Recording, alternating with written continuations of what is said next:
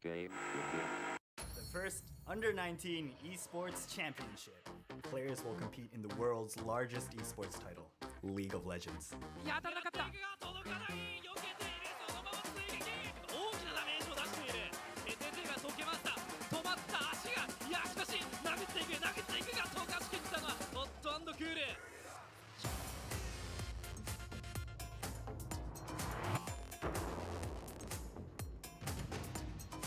Defeating their competition from around Japan, the top two teams will meet for the decisive battle.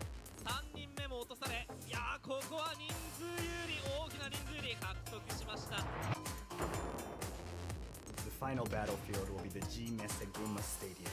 On November 22nd, the first ever champions will be crowned. 2人を一気に持っていった Pi-Po-DAYOEEOOON ゲーミングそのままネクサスを破壊 Which team will take the throne? The exciting battle is about to begin.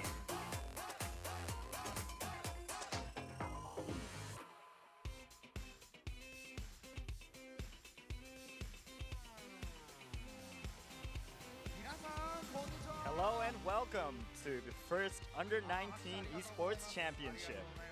My name is Kaiser and I'll be hosting the English stream today, live from the MESSE Gunma Stadium. Just a brief overview of what this stream is going to be like. This English stream is a supplement to the primary stream in Japanese, currently live on YouTube, I believe. You should be able to find that in the description below, as well as on the official Twitter and website. My role will essentially be translating within, I guess, the stream throughout, as well as some free talk during the games. Mostly just me randomly talking to you guys while the games go on. So as the opening ceremony proceeds, I'd like to introduce the other hosts for this show. Oda will be the MC for this event, and Eyes and Revel will be casting the games live from Gunma alongside myself in Japanese. はい、普段は LJL という日本のプロリーグで実況を務めてます。あいつと、Both Eyes and Revel have casting experience in the LJL, which is the professional Japanese League of Legends scene. And so, yeah, they're very familiar with this game and as well, very familiar with these players as well. 熱い決勝戦が見られると思いますから、そこを皆さんと一緒に楽しんでいけたらなと思ってます。今日はよろしくお願いします。はい、お二人ともよろしくお願いいたします。さあ、そして現在ですね、今流れているこちらの曲なんですが、高崎市が生んだ世界的なギター。So throughout this opening ceremony and I guess in between games and the closing ceremony as well, I'll be taking on more of a translation role, so more of a relaxed kind of chill, at-home kind of pace. And during the games, I'll probably be casting, and I might be shouting and getting very loud at some certain points in the game. So please lower your volume maybe in game, and right now you should raise your volume so that you can hear me clearly.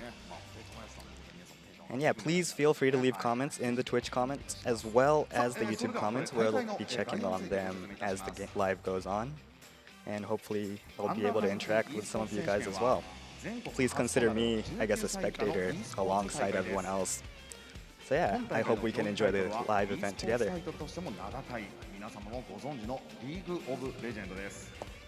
今大会は全国から61チーム327名の選手が参加しており、11月7日 So the first Under-19 Esports Championship is actually Japan's first ever Under-19 Esports tournament hosted by the Gunma Prefecture. For those of you who don't know, Gunma is about an hour northish of Tokyo, and so it's very accessible from airports. Of course, with the global pandemic going on, it's very hard to, I guess, even come into Japan or any other country in this world. So it's actually almost a miracle that we have this event going on. And for the team that wins this championship, we have a winner's medal as well as prizes, including an invitation to Lowell Park, Korea, Noble chairs, epic gaming chairs. These are very comfortable chairs to sit in while you play games, as well as Dustpara points, which is a Japanese, I guess, computer company. They help you build your own personal PCs. You'll be able to use those points on Steam as well. Now we'll be going into introducing the two teams that will be competing in the finals. キングプリモナンバー The first team coming on stage is KGP N1, King Primo #1.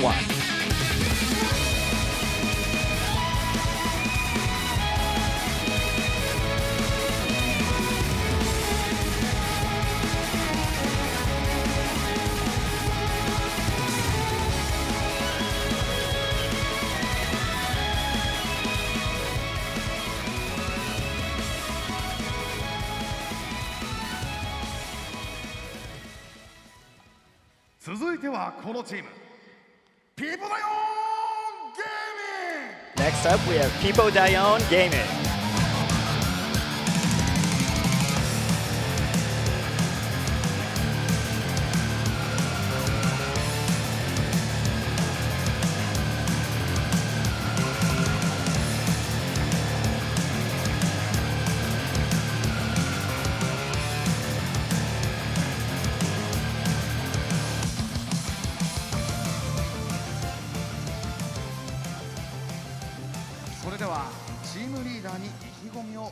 We'll be hearing from each of the team leaders. From King Primo #1,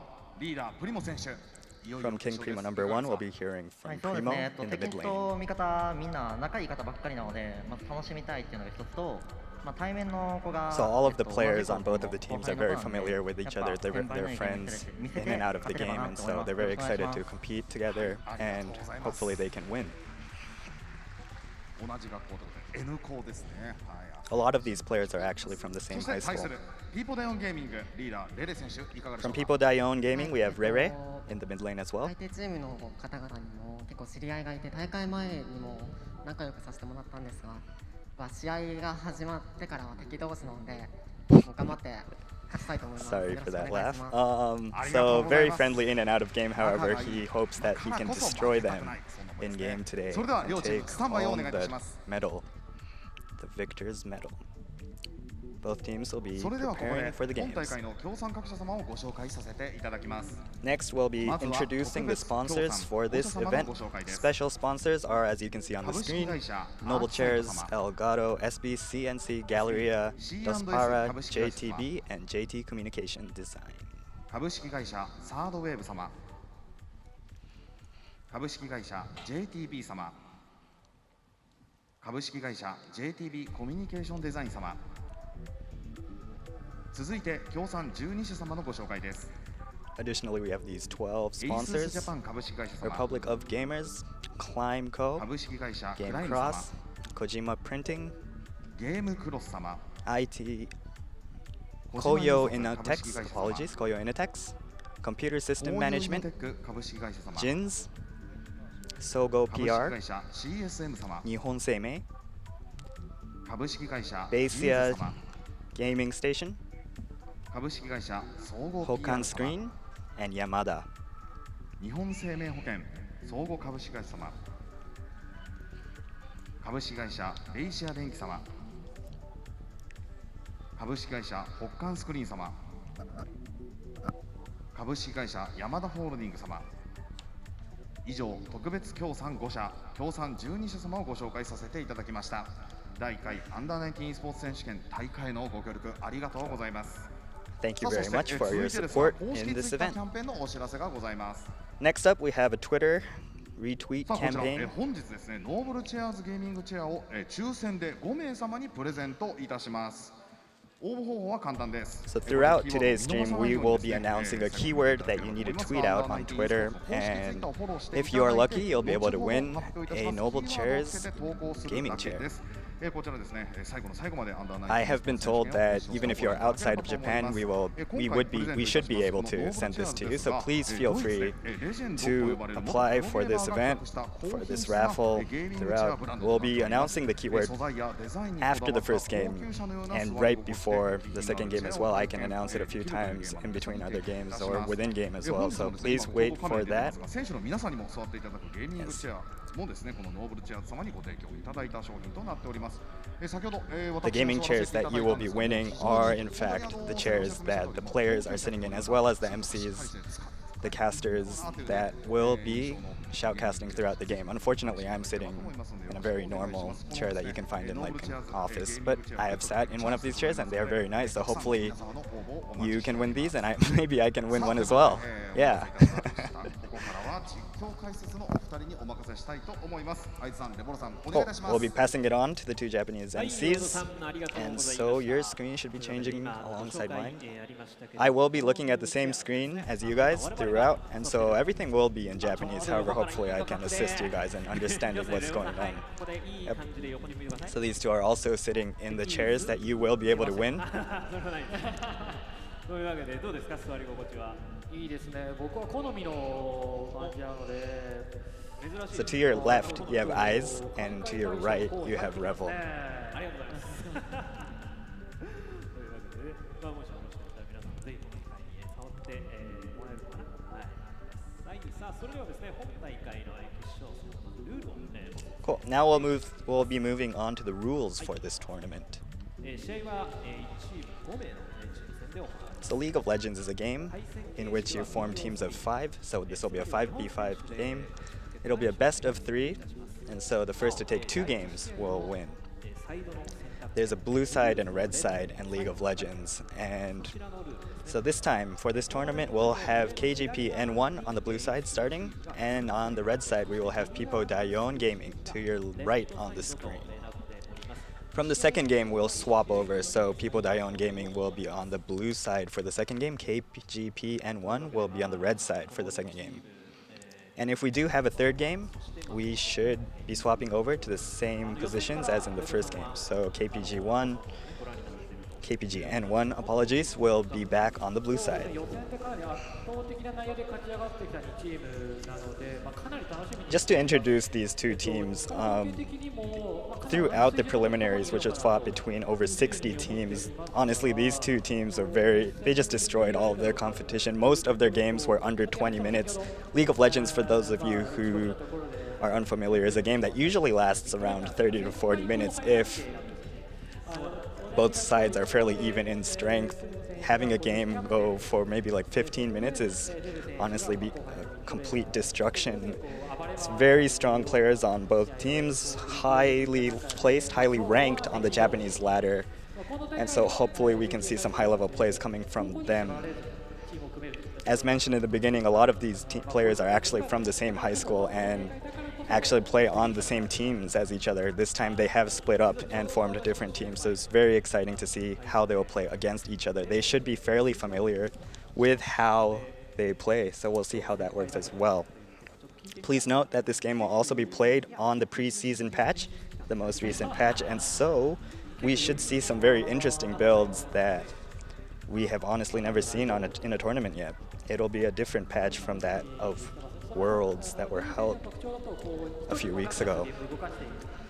彼が中心に彼がダメージを出して戦っていくというプランがここまで多かったんですけど、予選を見るとチームのためにチャンピオンの選択ちょっと変えたりもしているので、非常に楽しみですね。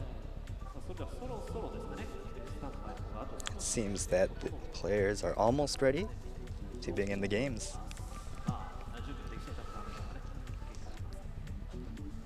あとね、ベンブローさんの記事に上がってたんですけど、シェイクスピア選手もね、またね、結構因縁というか、この大会に向けてね、実は対戦相手のキングプリムナンバーワンのリーダーのプリモ選手に実は同じチームに誘われたんですよ。So right now we're talking about Shakespeare, who is the support on Pi-Po-DAYOEEOOON Gaming. They're mentioning that she was actually invited by KGP N1 to play on their team. However, she decided to play with Pi-Po-DAYOEEOOON Gaming for this tournament. その2チームが戦うというのはかなり楽しみですね。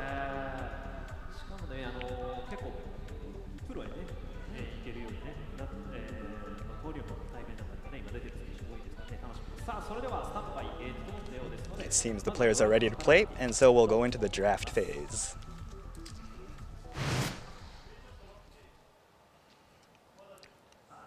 Oh, seems like we're having some technical difficulties.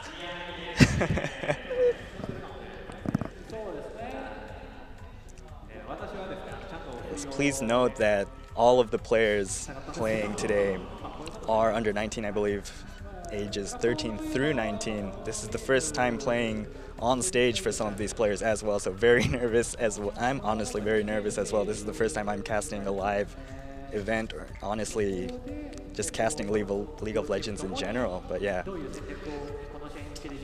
in the preliminaries we actually had an online tournament, and even there players were very nervous. We had players who forgot to buy their first items, just accidentally ran into walls, turrets, and yeah, well, let's see how that plays in. That LAN experience, offline experience plays into this tournament as well this time.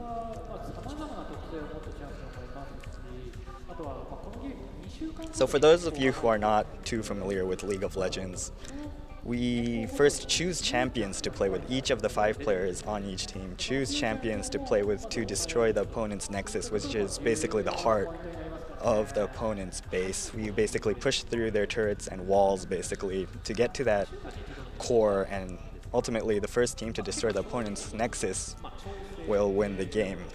During the draft phase, teams choose first champions to ban, so champions that neither team can choose to play. And after the ban phase is complete, players will then choose what champs they want to play. Players will take turns to choose the champions they will be playing. Each champion has a certain, backstory to them, and based on that backstory, they have a set of 4 abilities which they will be using to push through their opponent's barricades. And obviously, of course, you can combine the skills of multiple champions to, build synergy and build advantages throughout the game. It seems that we will be going into the ban phase. It seems like we've started. Silas and Pantheon have been banned for the blue side, Aphelios so far on the red side. From here, I'll be freely talking. No script whatsoever. I've been given nothing whatsoever in English. And so yeah, I hope we can all enjoy the game together. Akali has also been banned on the blue side.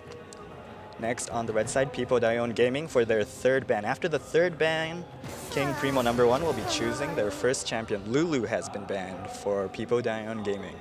So these 6 champions cannot be chosen by either team.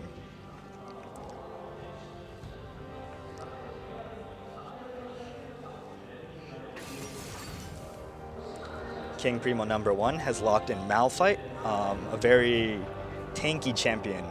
A lot of health and defense, capable of, protecting your teammate as well as jumping into the opponents to cause a lot of chaos. His ultimate skill is a knock-up which can knock up all opponent champions in a certain area. Pi-Po-DAYOEEOOON Gaming has locked in Victor and Kayn. Kayn is a very mobile jungler. Junglers are a role which kind of roams around the map freely, hoping to support their other teammates. Victor, mid lane champ, most likely very high damage mage champion. He uses magic to attack his teammates. Also has crowd control skills to snare down his opponents. King Primo has locked in Graves. I'm assuming this will go into the jungle as well. Very high damage jungler as well.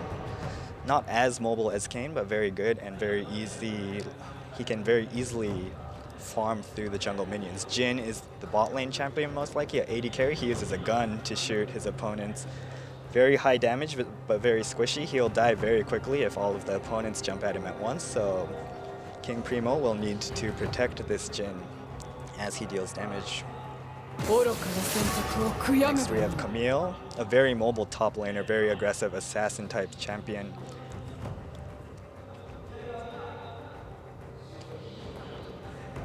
Now I believe both teams have chosen 3 champs, so we will be going into the 2nd ban phase. Each team will be able to choose 2 more champions to ban. Morgana on the red side has been banned, and Ashe has been banned for King Primo.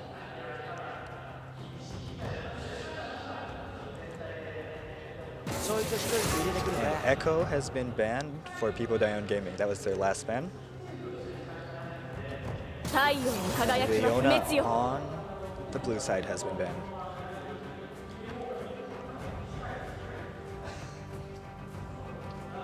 Each team will now decide on their last 2 champions to use for the first game.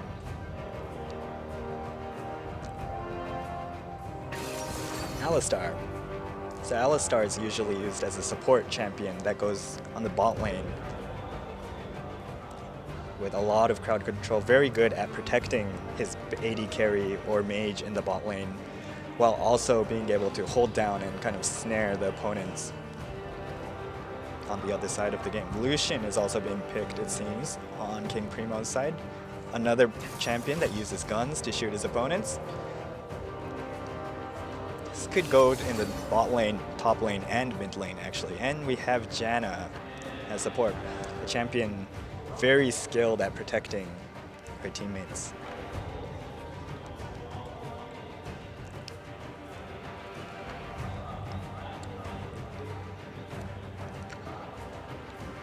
Pi-Po-DAYOEEOOON Gaming choosing their final champion. Seems like they're going for Mordekaiser.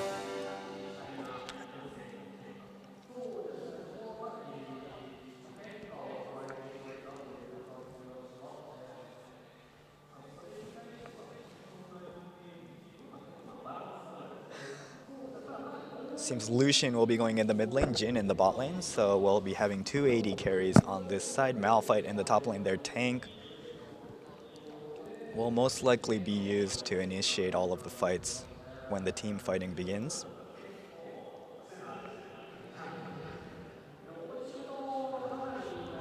On Pi-Po-DAYOEEOON's side, we have Mordekaiser in the top lane. Mordekaiser is this very bulky mage champion. He's able to isolate one opponent and essentially have a 1v1 whenever he wants, so his aim will be to lock in that Lucian and Jhin and knock those AD carries out of the fights before they deal too much damage to his other teammates.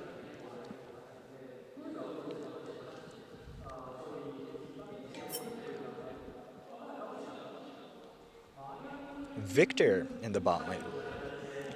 So on Pi-Po-DAYOEEOOON Gaming side, we have a mage in the bot lane. We'll have a magical champion basically competing with a champion that kind of stays back and just pokes at his opponent.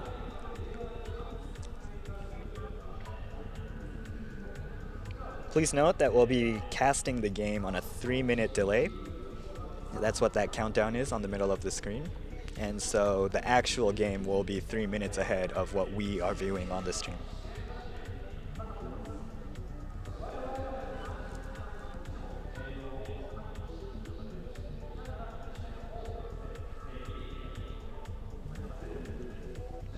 Cool. So we have about 2 minutes to go.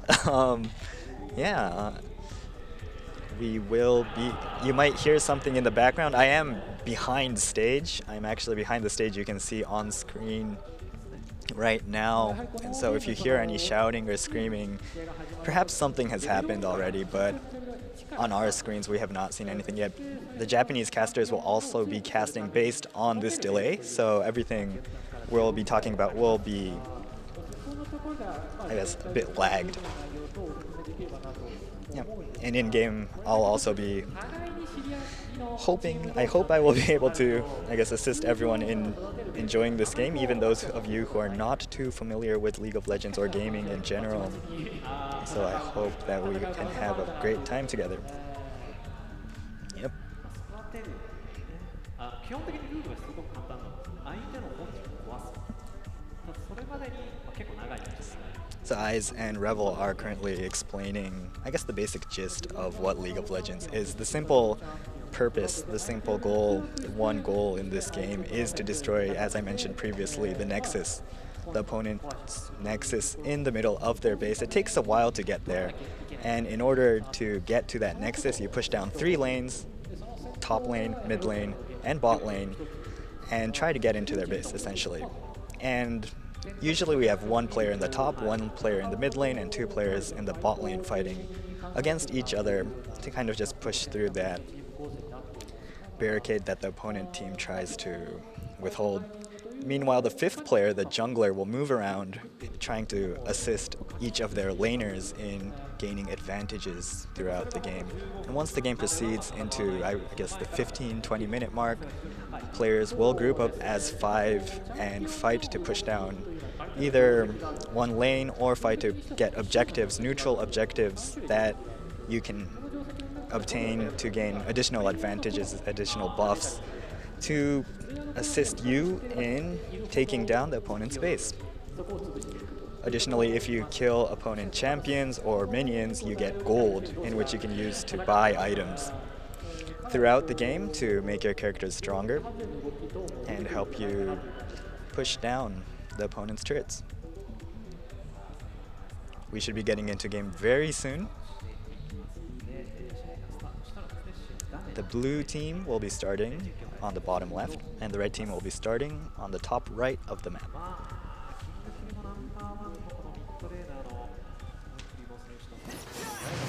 Yep, here we go.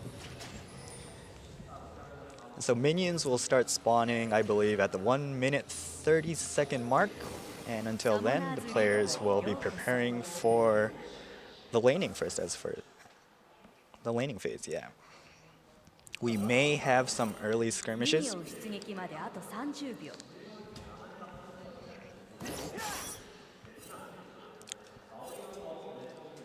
We see that Popon in Japanese right there is sneaking into the opponent's jungle, actually. So you can see diagonally there's a line called the river.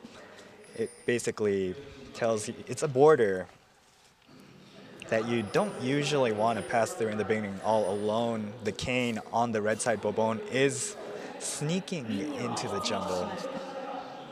On the other hand, it seems like the blue team is clumping up together on the bottom right side of the jungle. They might be sneaking into the opponent's jungle right here. Please note that we actually see everything that the players see, as well as things that they should not be able to see if they have no vision in certain areas. And so the red team is unaware that this blue team is actually sneaking into their jungle. It seems that Yoshi in the top lane, this Malphite, does notice that they have an opponent in the jungle. They might try to get him right now. However, the Mordekaiser in the top lane is also very ready to assist his teammates. Seems they'll be trading blue buffs in the jungle.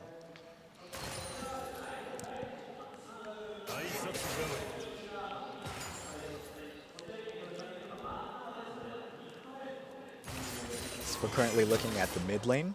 This is the most, I guess, the shortest distance lane to the opponent's base. And then we have the bot lane right now, and towards the top left, we will have the top lane. Seems they're fighting a bit.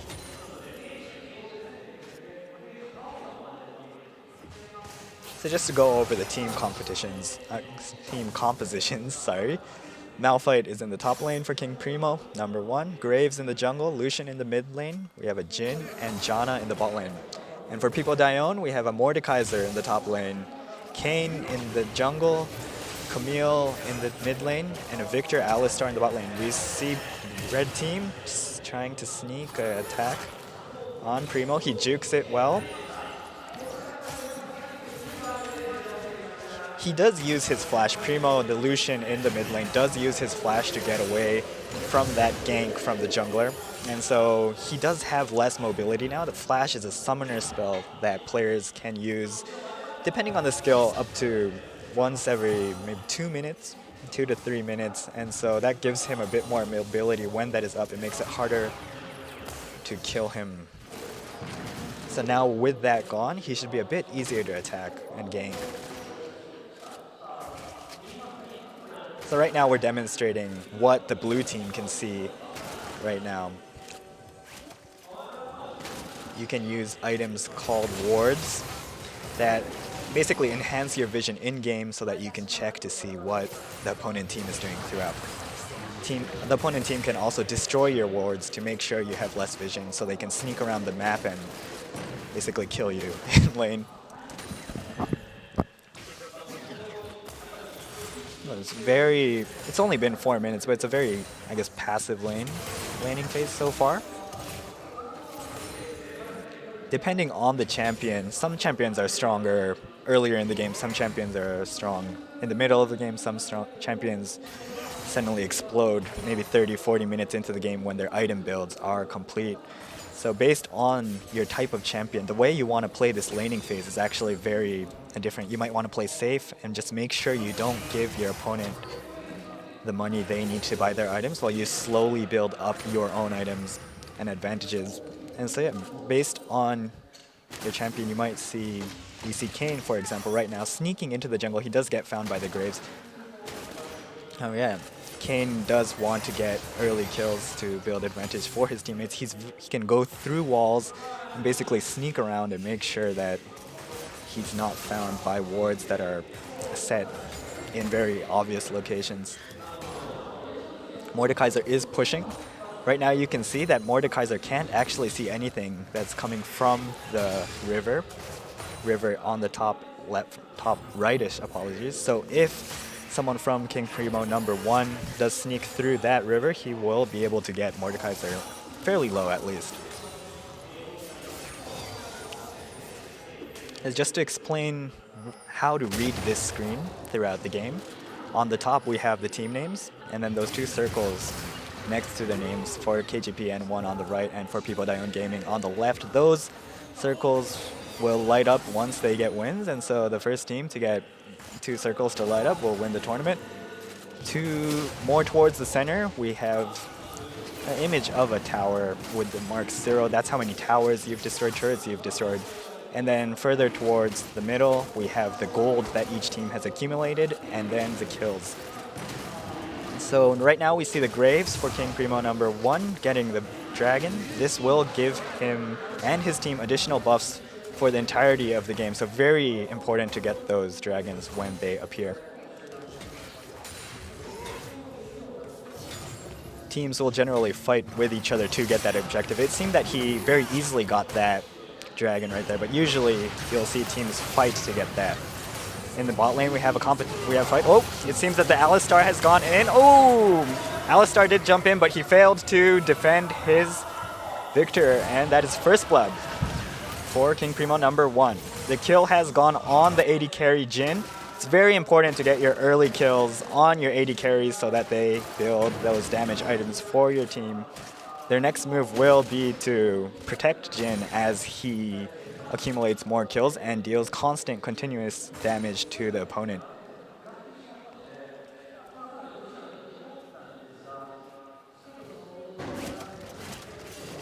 I guess in the bot lane, it's not unfamiliar, however pretty rare recently to see a mage in the bot lane. The difference between a mage and a standard AD carry or marksman is that the marksman deals consistent, like a lower amount of consistent damage throughout a fight, whereas the mages shoot out huge bursts of damage hoping to kill their opponents instantly. And so when battles last longer early in the game, ultimately the marksman or AD carry will be dealing more damage throughout.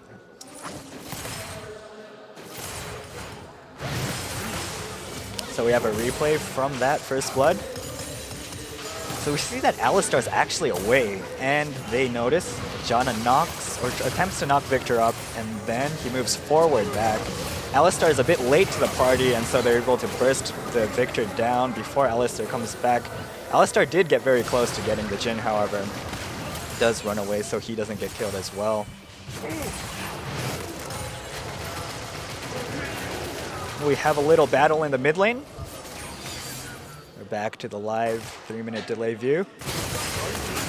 Ooh, and a little fight again in the bot lane. So this is Jin's ultimate. Ooh. Oh, he's flashing in to get the kill. Nope.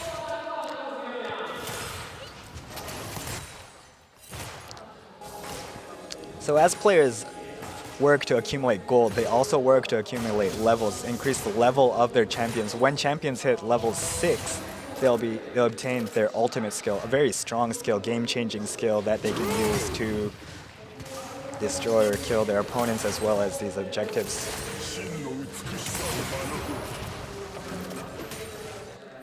All players on the map should be over level 6 now, so we should be seeing a few more aggressive plays.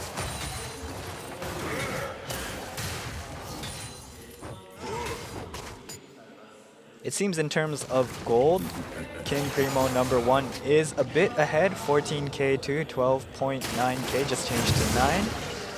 It seems that the difference is coming in the bot lane with that first blood kill alongside their creep score. So the creep score, that number you see towards the bottom of the screen with each of the champion icons. For example, we see that Janna has 2, Alistar has 22, 23 now, Jin 72 to Victor 60. This is basically how many of those little monsters or creeps or minions each player has destroyed. For each minion that you kill, you gain a small amount of gold, which accumulates into large chunks.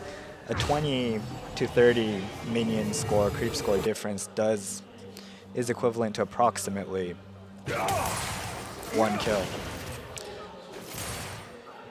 In the top left right now, we just saw King Primo getting the Rift Herald. It'll allow King Primo to knock down turrets.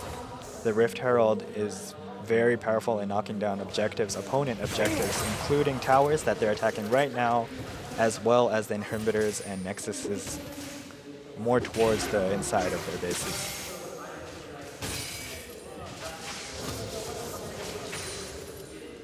So once you defeat the Rift Herald, you can actually choose who holds onto that Rift Herald item. You do have to be in the vicinity of the kill of the Rift Herald. It seems that Graves, the jungler, does have the Rift Herald. We see a fight going on between Graves and... Ooh, and we have a teleport from Malphite as well. Malphite does all to get the additional kill. Nope, he doesn't get the kill. Right now we saw King Primo coming together really to get that 1 kill on Camille. Very good gank from Graves. And it seems they'll also be trying to get the dragon as well as the mid lane tower. Outer mid lane tower will go down. This is the Rift Herald. He will destroy, almost destroyed that tower in 1 hit. Does get the tower ultimately. And they're also getting this dragon with the advantage. Pi-Po-DAYOEEOOON did have 1 less player for that fight. It seems that they're also going for a team fight in the bot lane. Malphite is there as well from the top lane.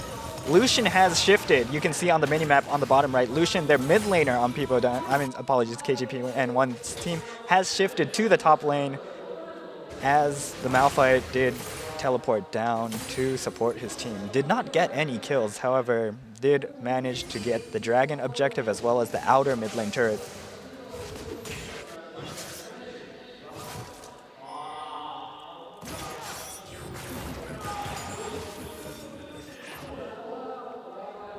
We see Lucian walking back towards the mid lane. Malphite will be walking back towards his top lane. Gold advantage is actually increased for King Primo #1. There's approximately a 2k item lead. That's about 1 final item. Each item has a build. You build up certain small items into a final item that will give you advantages. A cheap final item does cost about maybe 2,000 to 3,000 gold. If those items go onto your hyper carries, your carries, the champions that deal damage, you should be able to gain advantages early in the game. Creep score in the mid lane is actually approximately 40. That's honestly a very big advantage for Lucian. Lucian does have a lot of range in comparison to his opponent Camille, so it does make it easier for him to not take damage as he accumulates these creep kills. On the other hand, Camille does have to walk up to each minion with her sword-like moves to hit minions, so each time she does walk up, she could take hits from the Lucian, who can kind of stay safe from afar. And as the creeps push into the opponent's turrets, you can actually shift out of lane with your jungler towards the opponent's jungle to gain advantage. Take their jungle camps, which are neutral characters that anyone can take. And we might see another fight here. Nope. Nope, they do not fight here.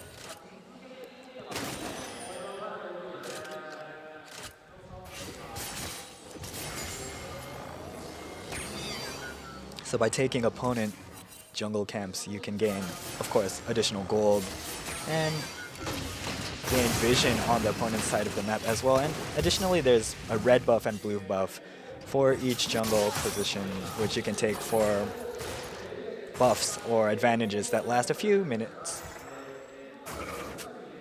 You can basically obtain those from your opponent which result in you actually taking something away from them as well. It seems like King Primo will be taking the red buff from the red team as well. Ganking the top lane. Mordekaiser will be getting a gank. Malphite ult comes in. He is ulting. He has ulted. Mordekaiser has isolated Primo, the Lucian. However, it does not seem like he can do anything. It does actually allow him to escape from the other opponent's attacks as well. He also uses his teleport to run back to base to avoid getting killed. It's a very good gank from the blue side. However, the red team did also, the Mordekaiser did also do a very good job and get out of that gank. Next, it seems we'll be having some action in the bot lane as Pi-Po-DAYOEEOOON Gaming sneaks into the... Oh, it seems that they're ganking. Camille actually can lock in an ally in a certain, I guess, radius around her. She did hold down the Janna and ensure that kill. So they do finally get a kill back. Now it's 2-1 in terms of the cube score. They do get an advantage in the bot lane to get that tower as well. They should be able to get it. Nice. Cool. So when you get a kill in a lane, that also allows you to take opponent objectives and towers, which allows you to gain additional gold and advantages. And so getting killed actually means a lot more than, oh, oops, I just died. So hopefully, Pi-Po-DAYOEEOOON Gaming can use this advantage in the bot lane. Well, we're getting a replay of that play. We see the Kayn sneaking up from the back.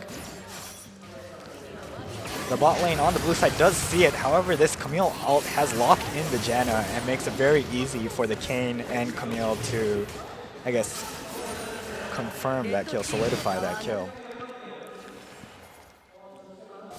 Now it seems like we have Mordekaiser hiding in that bush in the top left. Nothing seems to be happening. Nothing will be happening. It seems they'll be trying to fight for this dragon.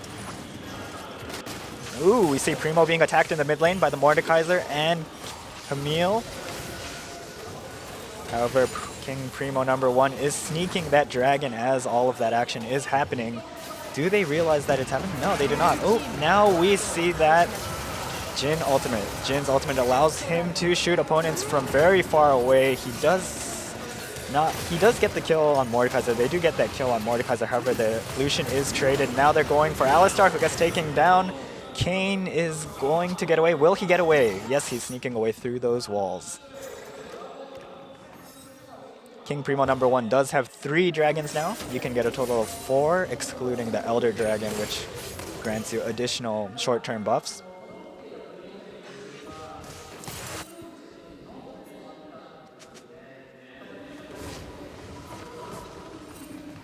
Just a reminder, but these dragon buffs will last the entire game. So the 3 dragons that King Primo #1 has currently will allow them to have, I guess, stronger champions, broadly speaking, for the entire game. Now we seem to be having another fight right here. They're going for the Janna. Janna is a very squishy champion. However, they do protect Janna very well. Camille does try to get out, however gets killed by the Malphite, and now we have Alistar coming in. Now they're fighting. They're trying to get some kills on the red side as well. However, not working too well. Lucian has jumped into the fight to get some kills. Will he get the loot up? He's getting the Mordekaiser. It seems Pi-Po-DAYOEEOOON is going to fall back.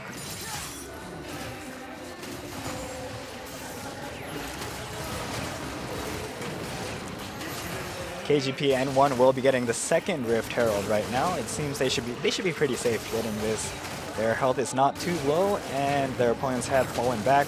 Again, this Rift Herald can be used to push down opponent turrets and inhibitors, as well as the Nexus. If they can push out that far, it should be able to use this advantage to push into the opponent's base even more. Score count 6-2. The gold advantage has increased. The gold difference has increased to almost 5K, 5,000 gold.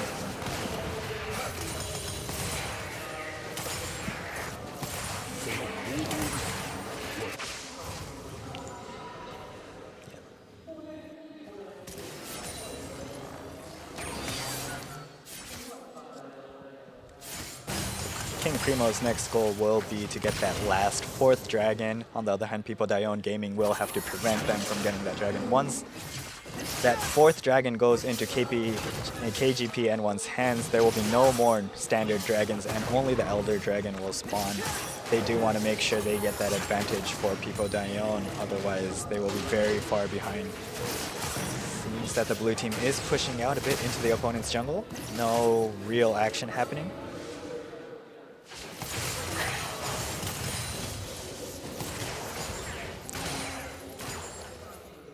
King Primo #1 pushing out their 3 lanes. It seems they're not completely grouping yet. Pushing out to see which lane can gain an advantage. At the 20-minute mark, we'll see the Baron spawning. The Baron will give the team who takes it a very big advantage again for a short period of time. It seems that in the bot lane, 4 players from King Primo #1 sneak up on that Mordekaiser to get the kill. And get the turret. And it seems like they're going for the Kayn as well. Kayn running into the wall. Will they chase him? Janna does chase. Ooh, very low. In the meantime, we are in the mid lane now. The Malphite is fighting against 2 opponents. Victor and Alistar. Alistar is helping his Victor get away. However, will they get away? Flash is out.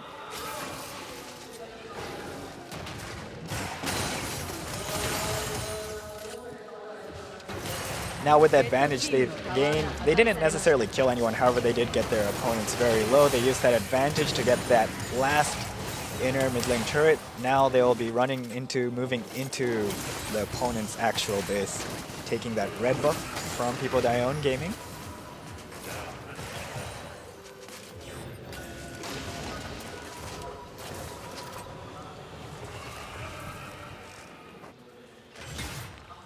Goal difference is now over 6K. If you look at the screen or the table down below, you can see how much each player has, how much gold each player has individually. So for example, the Malphite on the left side currently has 200 gold but has accumulated a total of close to 7,000 gold, which means that he has approximately 2 complete items as well as maybe a few additional pieces. On the other hand, Mordekaiser, who hasn't actually managed to get any kills yet, does not have as much gold and therefore does not have too many items complete. We see that 3 kills are on Malphite. You read this: kills, deaths, assists.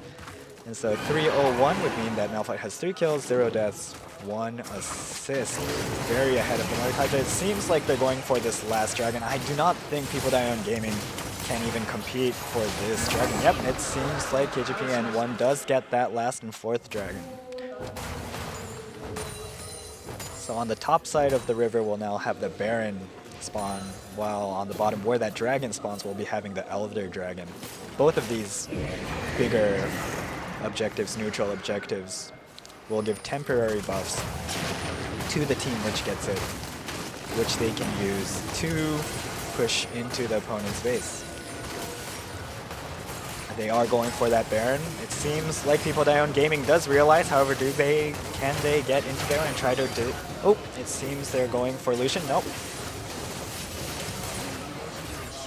You do not want to give this Baron buff to your opponent. You want to try to deter them from getting that. Oh, it seems like Malphite does go in with this knockup. However, how is it going? Oh, the Pi-Po-DAYOEEOOON Gaming players that kind of dived into the opponent's team have been annihilated. Meanwhile, we do have kills on the blue side as well, deaths on the blue side as well. Janna, the squishy support, is down.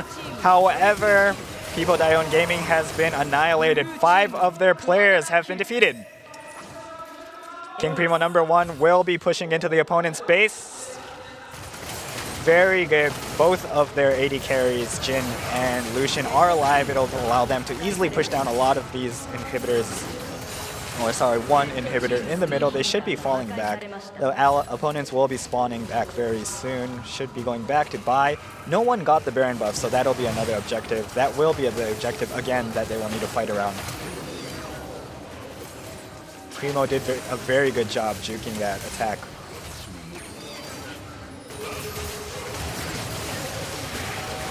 Malphite knocking up his opponents, and they do try to sneak in and assassinate the AD carries. However, they only get the support. Meanwhile, the AD carries are destroying the opponent's teams in this replay. Then they chase down Pi-Po-DAYOEEOOON Gaming and annihilate the rest of the team that kind of survives without being able to do too much damage to King Primo.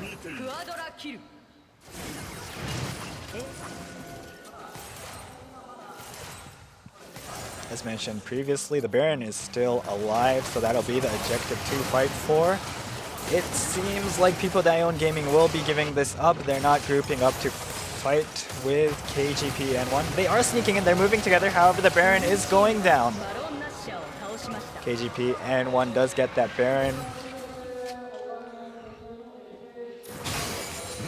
This Baron buff actually makes your minions, these little dudes that walk with you, stronger as well, making it very easy for you to push down opponent lanes. Generally, once you get that Baron buff, you do get a few towers and potentially inhibitors depending on the state of the game. We're 25 minutes into the game. They should be able to get this tower. However, will they get the inhibitor as well? Pi-Po-DAYOEEOOON Gaming will try to defend. However, will they be able to sneaking in from behind? We see the Kayn. However, Jin is ulting towards the team. The opponent team does get a few hits off, not too much damage. However, this may be the advantage they need to finish this game off.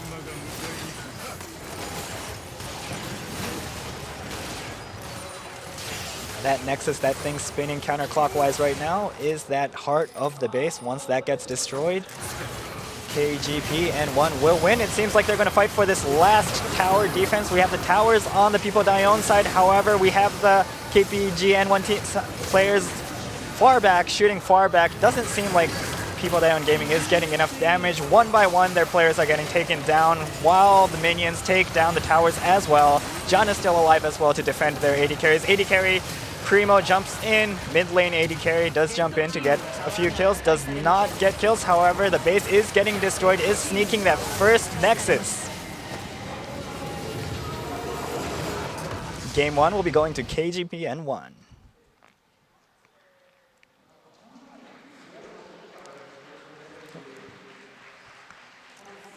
It's an under 30-minute game. Very strong, aggressive play from, honestly, everyone. Very good rotations as well. Very good communication. We saw early in the game that Malphite from the top lane teleported to bot lane to assist his jungler and bot lane destroy or kill an opponent in the river. And as that was happening, we saw the mid laner shift up towards the top lane, basically filling that vacancy that the Malphite left in order to prevent the opponent from getting any advantages from the Malphite leaving.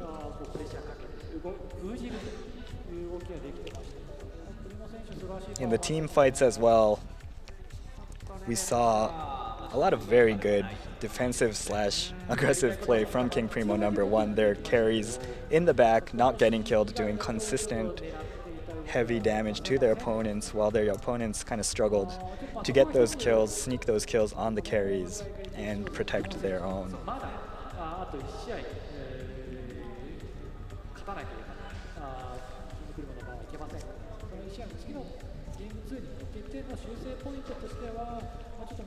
After a short intermission, we'll be going to Game 2.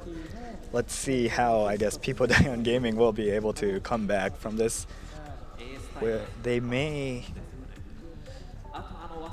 The sub player that we have, Pi-Po-DAYOEEOOON Gaming actually has 5 players, while King Primo #1 has 6 players. They have a sub player for their top lane. They may not sub him in. They may, I'm not too sure how that's going to work. However, that is also another way to kind of change the tempo of your game if you're on the losing time. If you're on the winning side, perhaps you do not want to shift your sub in and you want to keep that momentum going from the same team that fought through Game 1.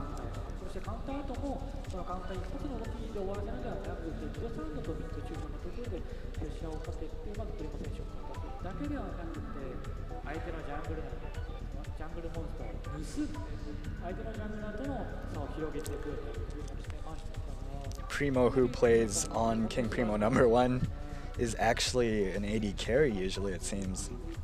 He has moved to the mid lane role for this tournament. However, he does generally play in the bot lane with the support. I think it makes sense that he was very good with the Lucian, which is also a champ you can play in the bot lane very flexibly. So yeah, we saw some very good plays from him as well. And I believe we will be having a highlight reel very soon, so maybe we might be able to see some plays from him.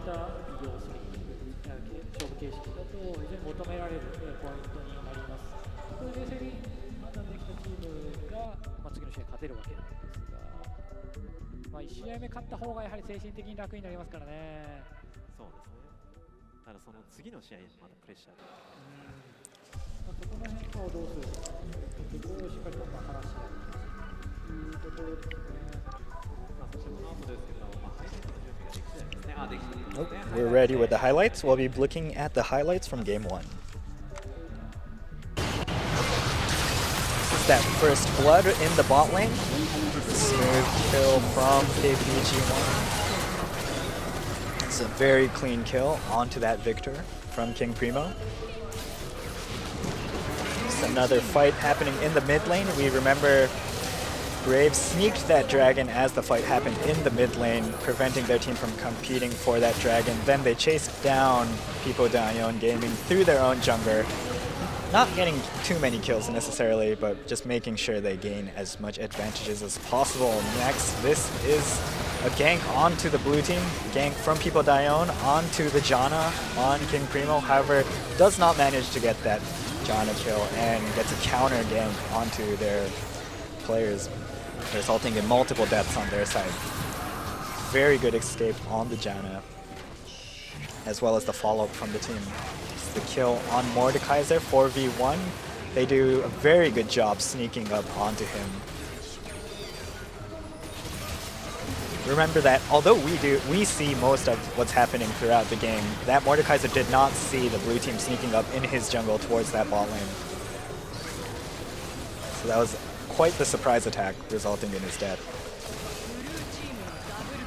Currently we're looking at that team fight. That led to the middle inhibitor on the red side getting taken down. Only the support was taken down on the blue team, which led to just high damage, high DPS coming out from King Primo for that mid inhibitor. And this is the final fight that decided the battle. They do try to snare Primo and take him down, however, they do not manage to get a kill on him. He continuously deals damage from the backline. We can see he's 8-1-1, so he has 8 kills at this point in the game, very ahead of his opponent who only has 1 kill, 4 deaths, 1 assist. And they do a very good job poking down the towers while they also make sure that the opponents cannot deter them from completing and closing the first game.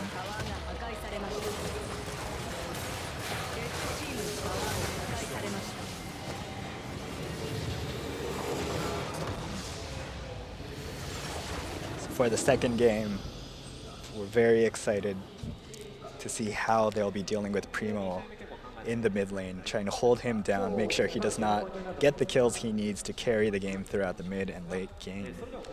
And it seems now we will be announcing the keyword for the Twitter present campaign. Hashtag U19 Miteruze. For those of you who do not use a Japanese keyboard, please shift your settings to a Japanese keyboard. After you type in U19, then you can punch in M-I-T-E-R-U-Z-E,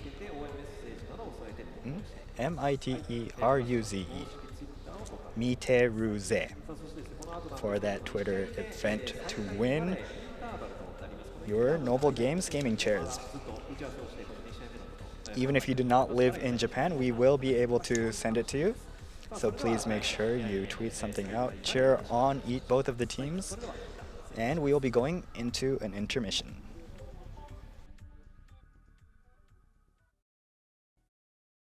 さあ皆様お待たせいたしました。決勝戦第2試合見てまいりましょう。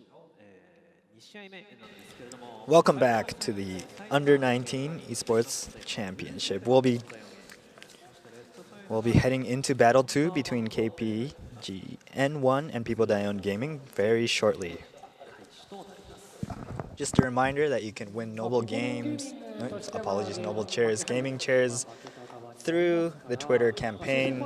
It's in Japanese, so it might be a bit harder for English speakers to participate in. Tweet hashtag U19 Miteruze. You'll have to change your keyboard into the Japanese settings and type in U19 and then shift it into hiragana, the Japanese font, and M-I-T-E-R-U-Z-E. Please check it out. Throughout game 2, I'll actually be watching the Twitch comments as well, so please feel free to shoot out questions, comments, concerns, and I will be able to respond to them through game as we jump into the second pick and ban phase.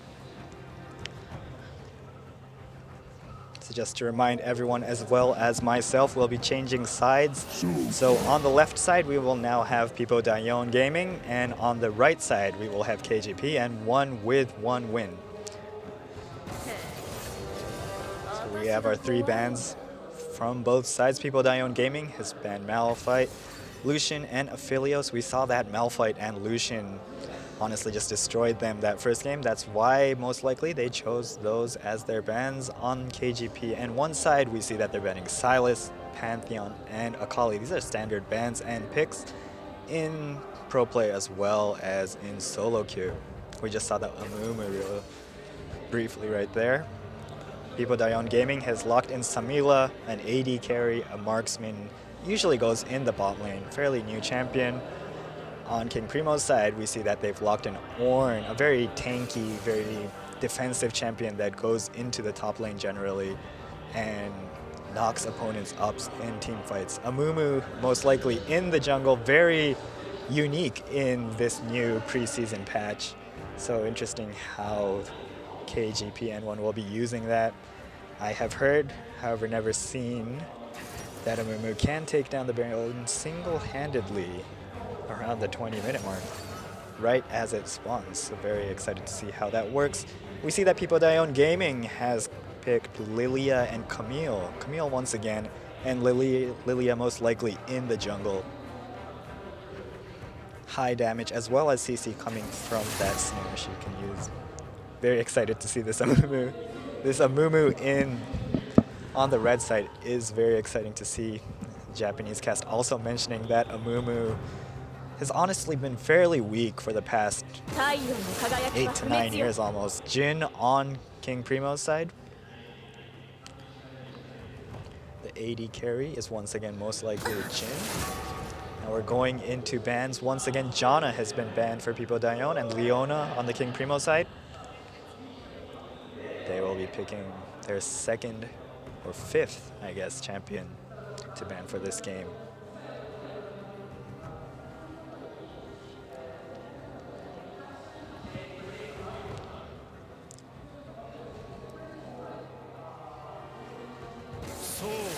Set has been banned for King Primo. Very powerful, generally top lane, sometimes jungle, occasionally mid champion. Very powerful, high damage, very high health, as well as an armor he can build on himself, a shield he can build on himself when he uses his skills. Has been banned out though, so we will not be seeing that for this game. That last ban will be coming in from Pi-Po-DAYOEEOOON Gaming before they choose their last two champions. Lulu has been banned for Pi-Po-DAYOEEOON Gaming.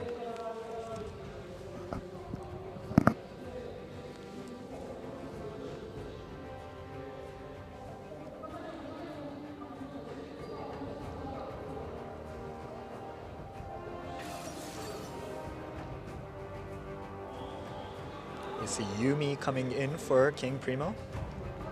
Most likely a support champion that kind of sticks on your allies. She sticks on her allies and becomes untargetable for a while, but can also shoot and still use her skills from that position. We might be seeing a Yone. We see a Yone on Pi-Po-DAYOEEOOON Gaming's side. Yone was actually chosen by Pi-Po-DAYOEEOOON Gaming in the semifinals. He did have a very good performance on this champion. Yone, a champion that swings a sword around basically, can jump forward and then leap back really quickly as well. So very aggressive champion, usually used in the mid, maybe top. Not too sure where this is going yet. And it seems like they may be locking in a Galio.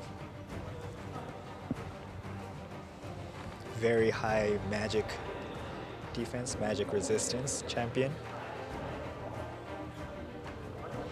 Not too sure. The Japanese stream is also the Japanese cast is also very confused as to where these champions will be going. Not too sure yet who will be using which champ. We see a Poppy coming in from King Primo. Most likely, where?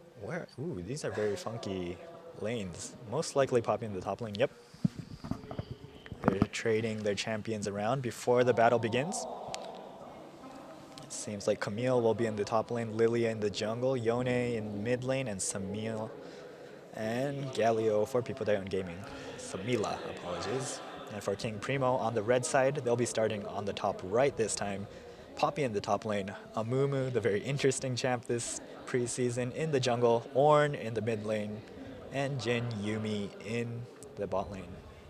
We'll be having 2 marksmen in the bot lane this time, a bit different from last game where we had a Victor on Pi-Po-DAYOEEOOON Gaming side. The game will be beginning in a few seconds, however we will have that 3-minute delay once again, so please wait alongside me for a few more minutes before we actually see the game get going. King Primo number 1 does have 1 game on Pi-Po-DAYOEEOOON Gaming, so if they win this, they will win the entire tournament. Once again, please feel free to shoot out any comments on Twitch or YouTube, and hopefully we can pick them up and kind of mend them into this cast as well. We have about 2 minutes and 30 seconds until the game will begin. Of course, the players are already in game and already preparing for that pre-game, pre-laning phase. I do not hear anything from the stage, so I'm assuming nothing has happened yet.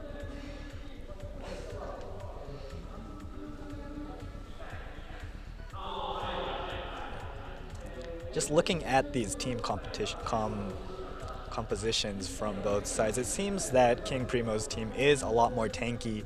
A lot of their champions have a lot of health, resistances, defense, and can really protect their carries, the champions that deal a lot of damage. On the other hand, it seems that Pi-Po-DAYOEEOOON Gaming has opted for a more aggressive team that can jump in and kill low health, low defense, low magic resist champions for, I guess, a quick finish. So it'll be a battle between the assassins and the tanks. The tanks will have to defend their Jin, honestly, their AD carry, second to bottom on the right. I think the only real tank would be Galio on Pi-Po-DAYOEEOON's side, so let's see how they can use that to their advantage.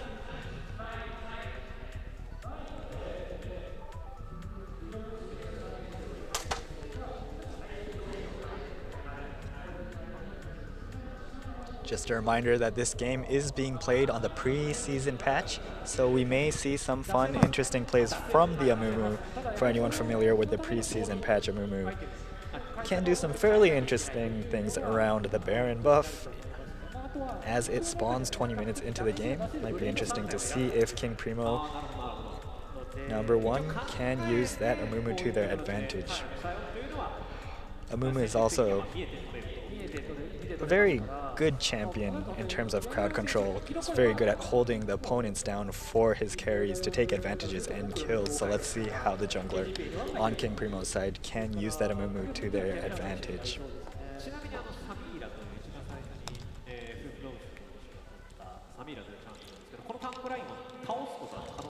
可能ですね。むちゃくちゃ強いって言ってむちゃくちゃ強いです。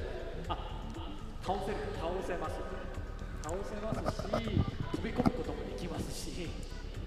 The Japanese casters are talking about Samila and whether or not she is capable of getting through that tank line into the back line and kill those carries on King Primo's side. Samila, very strong champion, and also has that dive into the opponent. Just if she makes a mistake and dives in too early or at the wrong time towards the wrong opponents, she may be bursted down before she gets any damage down.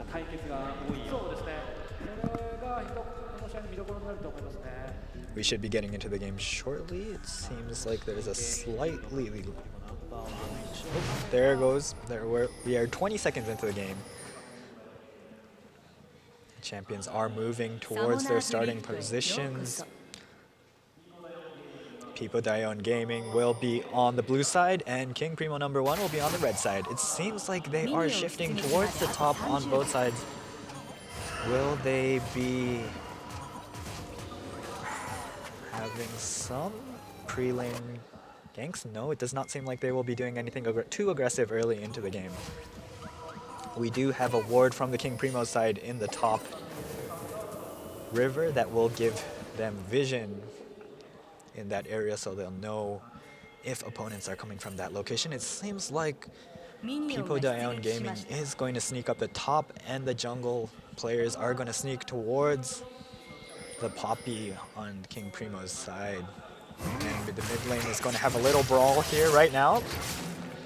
Seems that Yone is going to fight with the Ornn. We see that Jin, who should be in the bot lane, is actually up towards the top. Pi-Po-DAYOEEOOON Gaming's bot lane is starting standard in the bot lane, and so they should be able to push out this lane with ease for a bit of an advantage. Slowly, very slowly, King Primo's bot lane walking down back to their lane where they ought to be. They should be behind in both gold and experience. So we'll be seeing Pi-Po-DAYOEEOOON Gaming's champions gaining a level advantage.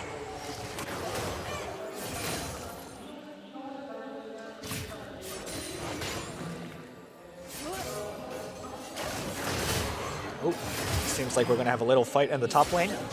The Camille versus the Poppy. Camille in the first game was played by Ray in the mid lane, this time by Bobone in the top lane. Let's see how they play that out differently. Obviously, of course, the opponents are using different champions as well, so that will also determine how they move out and play the game. Wards in the jungle, however, we do see that Pi-Po-DAYOEEOOON Gaming is going to fight, attack, gank onto the top bot lane, apologies, and they get the first blood. They did not need the jungler. We saw that the Lilia was walking down towards the bot lane, however, they did not need her help in taking down the Yuumi. Kind of got caught. Will they get another kill onto the AD carry? No, they won't. We see a teleport coming in from the Poppy. Apologies, from the Ornn in the mid lane. Now it seems like we'll be having another fight. Galio, the support, was kind of caught in a hard spot and got taken down. Now escaping from the Lilia. Will Ornn get out? He should be able to get on. The Lilia is chasing pretty far. Will she get the kill? We see that the Yone is also moving towards the red jungle. No, he does get out. No kills. No additional kills coming out.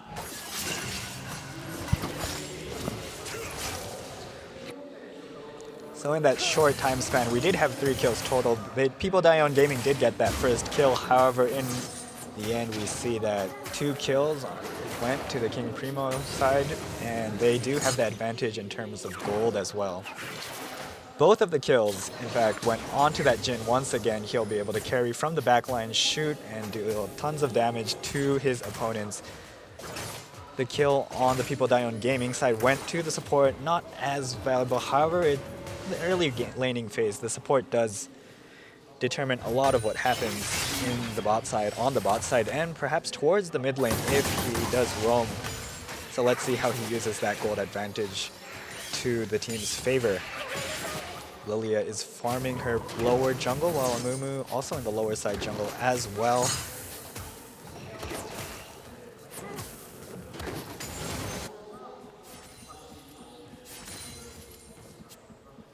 Item builds seem fairly standard so far, very standard so far for the early game. It seems that Primo is going to push out on the mid lane, hit his opponent a few times. Please be reminded that the Ornn Primo on the red side was that Lucian from the first game who completely carried the game with 8 kills towards the 25-minute mark.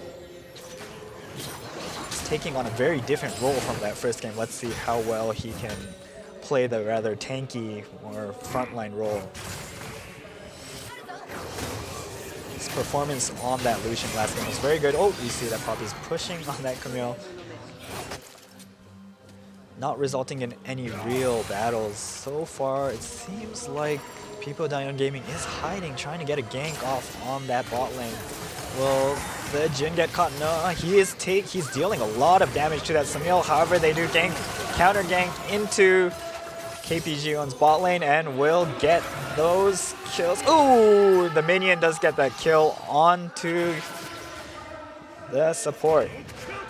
Both AD carries did go down in that fight, ultimately into 1-1, but we see that Galio gets that additional kill onto Yuumi.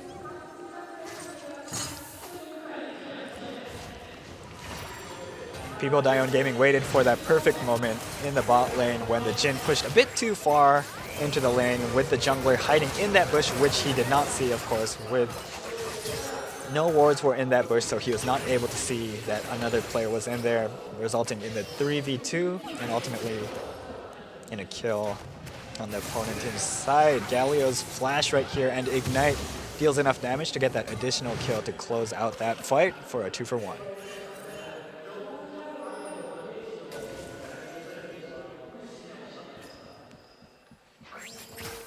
We're slowly getting assists and kills on the Samila. Hopefully can build more kills. Hopefully creep score as well seems fairly low so far. Hopefully we can get a bit more damage on the 2 carries for some aggressive battles. It's very aggressive in the bot lane in comparison to that first fight. No dragons have gone down so far, so let's see who will get that first dragon. It seems like they're grouping up. KGP and 1 is grouping up for that dragon just as we mentioned the dragon. Should be able to sneak it. I don't think Pi-Po-DAYOEEOOON Gaming sees. Meanwhile, Pi-Po-DAYOEEOOON Gaming will try to go for that mid lane. Ornn is taking on the 2 players, the jungler and the support, one by one, and dragon goes to the red team to King Primo, number 1.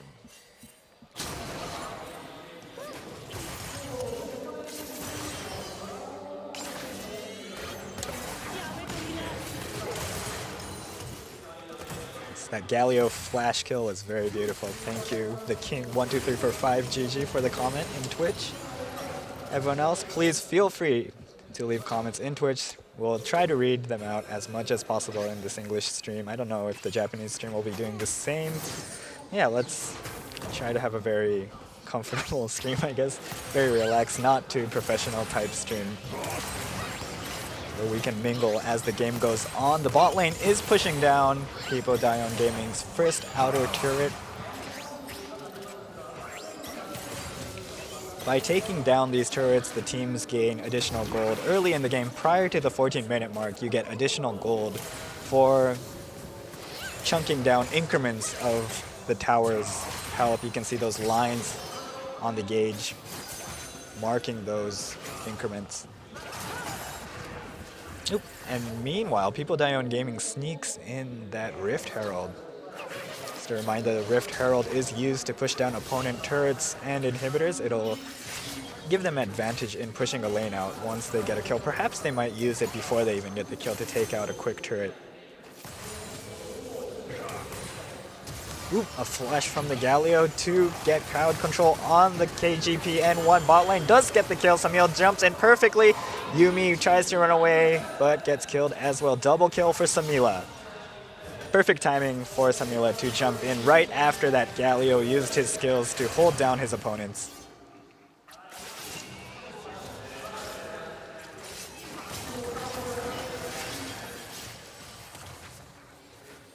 Mid lane seems to be pushing out. It doesn't seem like too much action is happening in the mid lane so far. However, we see that Pi-Po-DAYOEEOOON Gaming's jungler is sneaking into his opponent's jungle.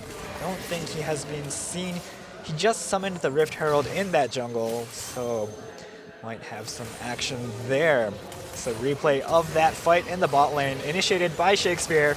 The Galio holds down that Jhin for Samila to jump in and get the kill. Yuumi tries to get away as well, but cannot. She does move a bit oddly towards the river. Does not manage to get away. Amumu sneaking into that lower side jungle. And we see Jhin and Yuumi back in the bot lane, a bit behind. CS difference is not that bad. We see 64 to 61 on the bot carries. However, there is an additional kill and assist on the Samila.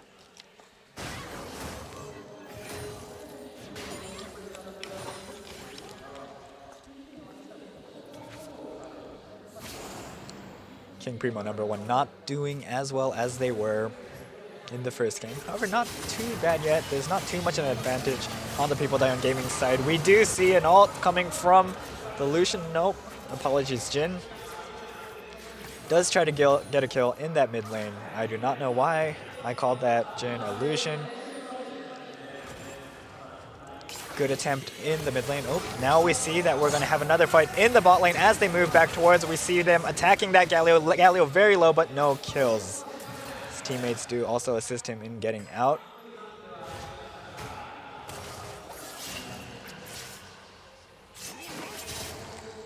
No kills in both fights right now. Creep score advantage is going towards Primo in the mid lane, that Ornn on the King Primo. And one side, Yone is slowly building up his creep score as well. Neither has really completed a final item yet, so nothing should be going on too much in the mid lane. In the top lane, it seems like the Camila is pushing out a bit towards that Poppy. Fairly even there as well. Most of the action so far happening in the bot lane. Long range Lucian, yeah, I completely messed that champion name up. It's the Jin. Lucian was banned this time around, preventing Primo from using that champion for the second time. Now we see another fight in the mid lane towards the lower river. We see teleports coming in as well. Will King Primo #1 get that kill on Shakespeare, on that Galio? She's running away. This might get out. No, she gets knocked up. And there goes the kill on the support. Poppy gets the kill from topside. Camille still up there. Camille did not use his teleport. And so he will be pushing out the top lane while Poppy teleports back into base and needs to walk back. King Primo #1 will be getting that dragon off that fight for a second dragon, this time an Infernal Drake, I believe. Meanwhile, we see them going for another kill in the bot lane. Will they get the kill? The tower is killing. Oh, it's a trade.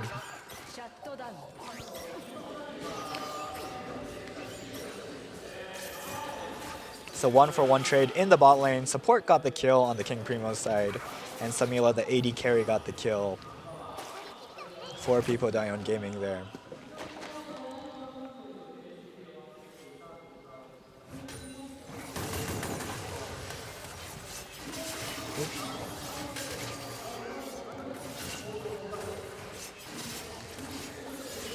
Pi-Po-DAYOEEOOON Gaming is winning in kills by 1. However, King Primo #1 does have both of their dragons so far. See how that plays out. Be reminded, the dragons do give buffs that last for the entirety of the game, advantages for all players on the team. We see another little skirmish coming in the top lane. Will he get the kill? Yes, the Ornn gets the kill on the jungler. They have another fight going on. The fight continues. Will they get additional kills? Kill goes down onto multiple deaths going. Top lane and jungler from KGP, and one goes down, chasing Primo in the top lane as well, trying to get out. Galio is with them. Support from the bot lane walks up to assist his Camille in the top lane to get a kill. It's 3-for-1. Meanwhile, Yuumi in the mid lane playing with the Yone. And the two AD carries will continue to fight it out in the bot lane. It seems like the Samila is going in, flashes in to the tower for the kill. Very aggressive play, very good play, in fact.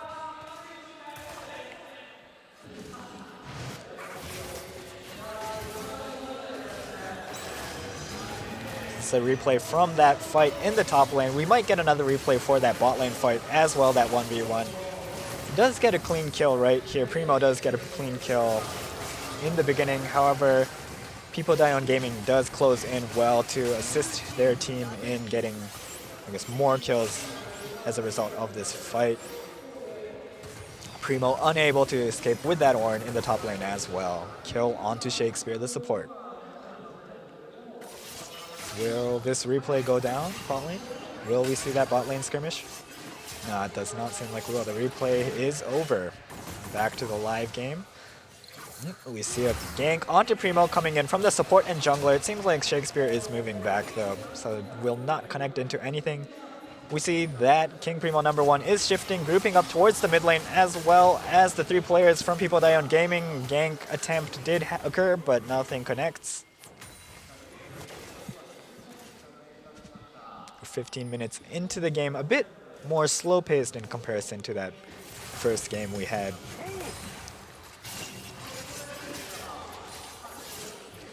Pi-Po-DAYOEEOOON Gaming up by a bit under 4k gold. It's about 1 complete item. Of course, the gold is dispersed amongst their players, and so it's not like one player has the entirety of the advantage. However, the AD carry Samila does have 5 kills on her, as well as 113 CS. Should be able to buy another item very shortly. We see that the Lilia on Pi-Po-DAYOEEOOON gaming side is sneaking that Rift Herald once again. And it seems like we'll be having a Galio flying in from the into the bot lane, but we see a Mumu has ganked from the jungle. 2v3. This is very clean. We see a teleport coming in from Camille as well. Will this connect to any kills? The AD carries are doing quite a bit of damage. Oh, we have a flash from Camille into the AD carry for the support and ADC. Both annihilated, honestly. Amumu is trying to get away. Meanwhile, there seems to have been a fight in the mid lane as well. Will Amumu get out? There's 4 players now on him. Will he get out? Nope, the Camille ult does lock him in for that final kill in this fight. A total of 3 kills for Pi-Po-DAYOEEOOON Gaming. Now they're using their Rift Herald to push out the turrets into the opponent's base. Should easily be able to get this inner turret, apologies. Should be able to get this inner turret. Poppy does try to fight back, does not really do much, does manage to push them away. That Rift Herald will not be hitting the inhibitor turrets. Jin using his ult as well to push them away.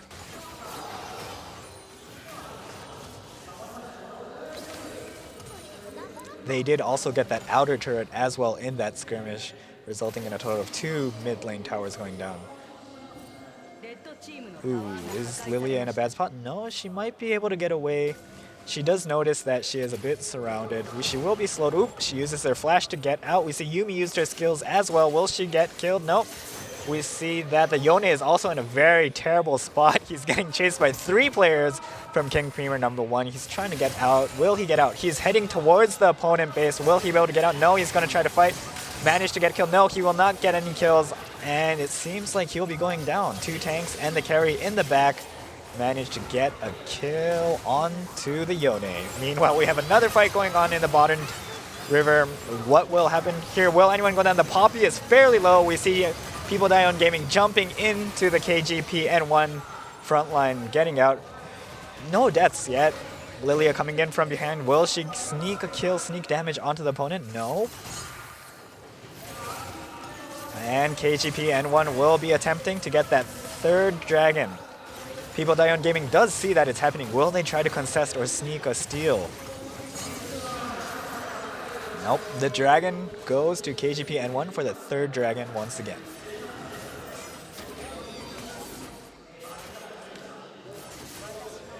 So similar to the first game, King Primo #1 so far has taken all of the dragons. Last game they got 4 dragons. Didn't manage to get the Elder Dragon. The game ended before they needed to take that. This time they're slightly behind, however, so these dragons will connect into their plays, their advantages in the late game if they can come back somehow. Slightly behind. Fairly behind.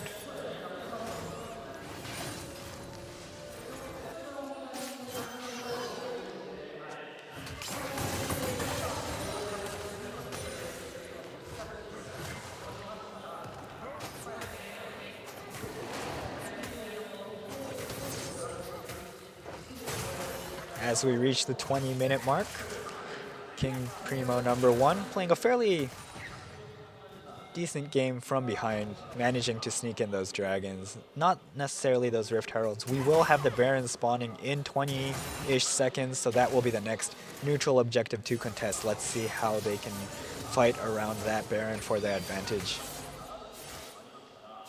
Pi-Po-DAYOEEOOON Gaming may try to sneak or just simply take that Baron while they are ahead, fairly ahead now, 6.2k ahead, which is quite a difference. Almost 2 complete items on Pi-Po-DAYOEEOON Gaming.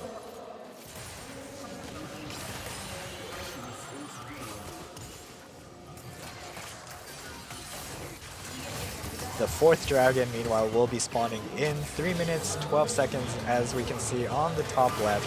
It seems like Primo and Bobone are fighting Camille versus that Ornn. Will he be able to get out? Oop, he's getting caught. He's fighting, it's knocking. Primo is doing a lot of damage as well. Ooh, very close, but the kill goes to the Camille for Pi-Po-DAYOEEOON Gaming. Very low, however, so needs to get out before that Jin comes to get her.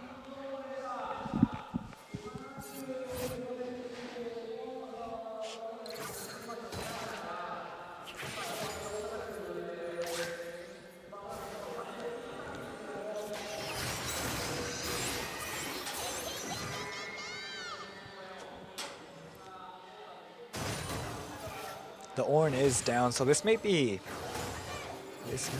the chance for Pi-Po-DAYOEEOOON Gaming to build a bit more of an advantage. Maybe take Baron. Nope, not necessarily. Ornn does have his teleport, so he may appear from behind if they start that Baron at the wrong timing. Amumu clearing wards around that Baron jungle on their side, reducing the vision for Pi-Po-DAYOEEOON Gaming slowly but steadily to avoid any surprise attacks.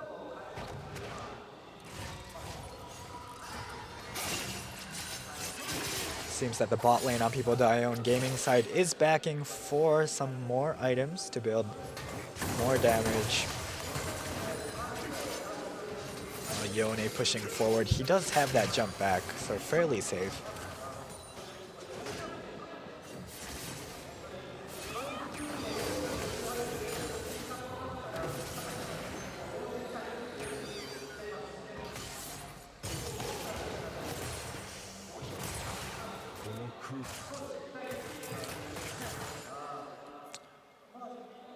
Both teams playing fairly safe right now.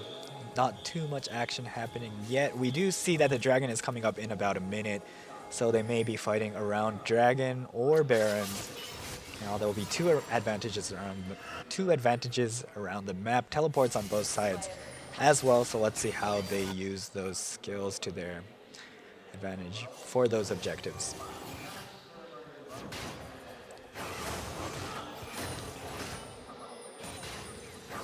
Seems that King Primo #1 is moving towards that dragon. Ornn does have the teleport. He is staying in the top lane, but he does have that teleport if he is needed for that 5v5 team fight. They are going to get the Scuttle Crab as well on the King Primo side. This Scuttle Crab will allow them to have some additional vision in the river. And it seems Pi-Po-DAYOEEOON Gaming is also grouping up towards the mid lane. Bobone on the Camille in the bot lane for that dragon. Should be spawning in about 10 seconds, and it seems like we'll be having a fight very soon. Ornn is walking in from the top. It seems like they will be starting a fight in the mid lane, or in the river towards the mid lane. Camille is coming in from behind. Will he should get any kills? Sneak out. Ults coming in. CC from both sides coming. Not too much burst damage. Players are staying alive. Jin was taken down very quickly. Next, the Mumu goes down, the support goes down as well. Pi-Po-DAYOEEOON Gaming completely annihilating KGP N1 for that fourth kill now. 2 deaths on the Pi-Po-DAYOEEOON Gaming side. Poppy is alive, but not anymore. Jungler gets that last kill for an ace. Yone is alive, the mid laner is alive to push down that tower if she feels like it, and the dragon is being taken by the Camille. Very clean surprise attack from the Camille, walking down or up from that bot lane. Unnoticed, honestly. King Primo #1 thought that they were fighting a 4v5 in their advantage. However, that Camille comes in to sweep them up. Very big damage there. Yone actually walks out of the fight once to reposition for some clean damage coming at the end for those kills.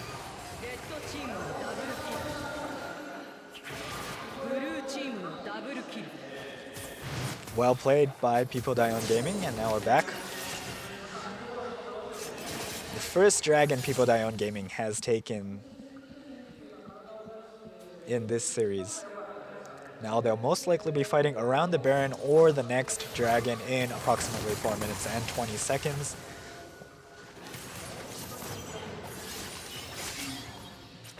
King Primo #1 struggling to get back. The gold difference is now fairly significant. Almost 10k, not quite, not yet. Almost 9k, I guess. A lot of the kills and gold going to the carries on the Pi-Po-DAYOEEOON Gaming sides, as they should be. 604 on the Camille, completely annihilating her opponents and carrying the game.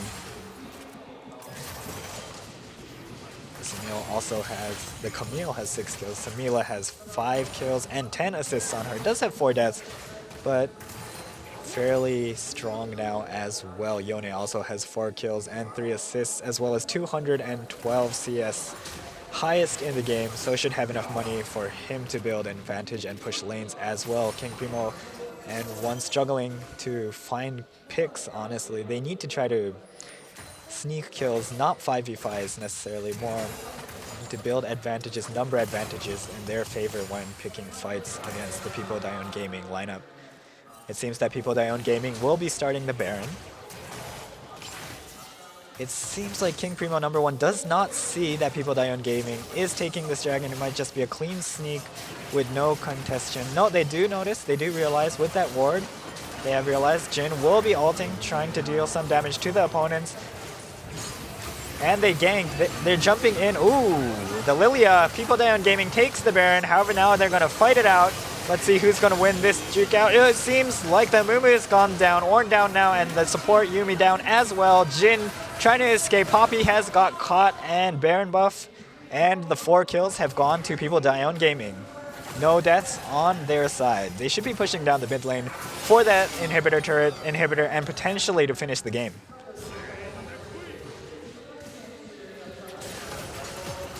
Very clean smite and honestly team fighting by the Pi-Po-DAYOEEOOON Gaming side. Jin on his own to protect that Nexus. However, I do not think he can manage to do anything. Will he be able to? No. Some of his allies has spawned. They're fighting. They're trying to get some kills, trying to hold down the opponents. However, they're dealing damage to the Nexus, and the Nexus has gone down. It seems like we'll be getting a 3rd game.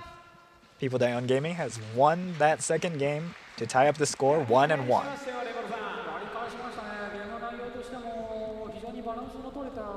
しかもやるべきことをボット2人で育ったボモン選手もゲームの時間で作るゲームチェンジャーとしてしっかりと動いてましたしチームとしてのパフォーマンス本当に高かったですね。 Very well played by Pi-Po-DAYOEEOOON Gaming. Started slowly from the bot lane, but then did spread that advantage throughout the map and managed to get a very clean win against King Primo #1. 今回やはりエレ選手に予定を渡すとダメですね。そうですね。素晴らしいパフォーマンスでしたね。なんとかプリモ選手もレレ選手の動きを抑えようと連続プレッシャーをかけてはいたんですけど、かけきれなかった。On King Primo's side, they were not able to get too many advantages on their carries early and honestly mid-game as well towards that Baron. And so even if they did get a few good knockups, some CC into the opponent team, they weren't able to deal enough damage on the other side. Pi-Po-DAYOEEOOON Gaming did have that CC, did have that damage, and they were able to easily, cleanly win those team fights around Baron and that earlier Dragon as well.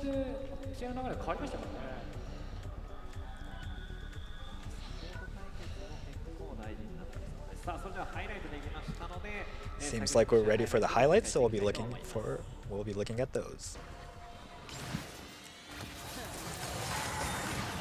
First, we have that hidden jungler in the bot lane, baiting Jin into stepping too far forward. Does get the kill. Does get killed. The AD carry Samila does get killed. However, Galio does flash in to get that last kill on the Yuumi. Apologies, it's not the flash, the dive in with the Ignite to get that clean kill, 2-1. Now we have a fight in the top lane around the 13-minute mark. It's a very intense battle going on. King Primo does manage to get a kill. However, the Pi-Po-DAYOEEOOON Gaming side does work together to additionally get three kills, I believe. The support from King Primo does try to sneak in at the end there, but does not make it in time, resulting in the advantage for Pi-Po-DAYOEEOON Gaming. Now we have another fight coming in from the bot lane. Galio dives in to protect his teammate. However, I believe he did not make it out of this one. His teammates did not make it out. Did they make it out? I do not remember. Oh, it seems like it does get out. That Camille. The Camille teleports from the top lane to finish off those opponents. Now we have that fight towards that 4th dragon. We see that engage from Pi-Po-DAYOEEOOON Gaming and the Camille coming in from behind to sneak in some damage and get some kills. The Yone going back into the mid lane once to readjust his position for that additional DPS towards the opponent. You can see that he flies around very freely around his map with those jumps as well. And now we have that Baron. Now we have the Baron towards the end of the game. Very clean smite from the Pi-Po-DAYOEEOOON Gaming side. Prevents their opponents from stealing that dragon, then commits to the fight against KGP-N1 and destroys the front line. Jin was not able to get into that team fight and therefore kind of stood in his own jungle all alone, was left behind, and ultimately this team fight leads to their demise and a win for Pi-Po-DAYOEEOOON Gaming.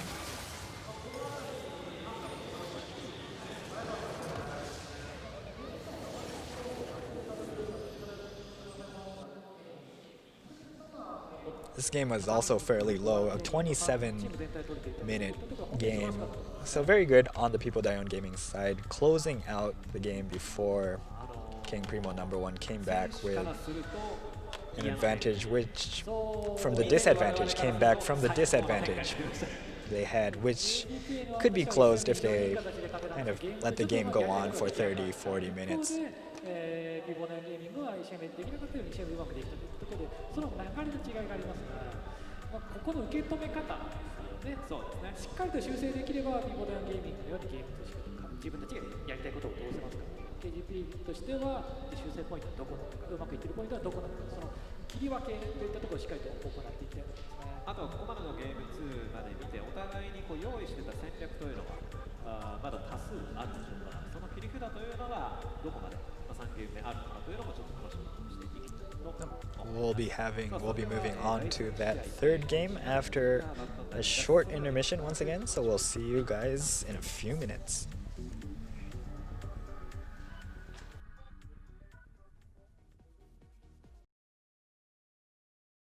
さあ皆様お待たせいたしました。 Welcome back to the esports U19 Esports Championship. Apologies for that. Welcome back. We'll be going into game 3, the last game for tonight. 決勝戦の模様をしております。キングプリモナンバー vs Pi-Po-DAYOEEOOONゲーム、こちらの試合ですけれども、本日は The winner of this next game between King Primo #1 and Pi-Po-DAYOEEOOON Gaming will decide the champion of the first ever U19 Esports Championship. I believe King Primo #1 will be back on the blue side for this third game. We have a guy with a sign in the background there, holding up his King Primo sign, as well as his Pi-Po-DAYOEEOOON sign as well.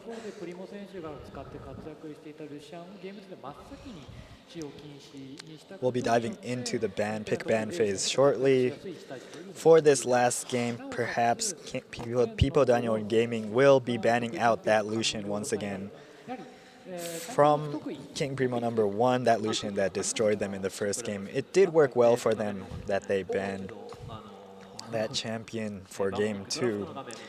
Fairly one-sided games from both teams, game 1, game 2. And we've got the screen. Bans have already begun. King Primo #1 have been Silas, Yone, very strong champion in that second game, and Pantheon. On the other hand, Pi-Po-DAYOEEOOON Gaming have banned Lucian, as expected, Samila, and Graves.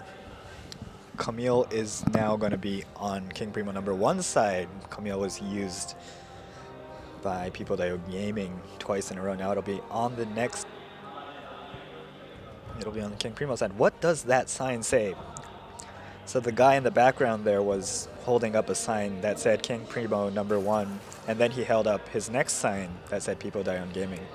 So I'm assuming he was cheering for basically everyone. Pi-Po-DAYOEEOOON Gaming picking a Kali, very strong assassin, ninja-like champion. And it seems like they will be going for a set. Nope. Lilia. Lilia was in the jungle in that previous game, game 2.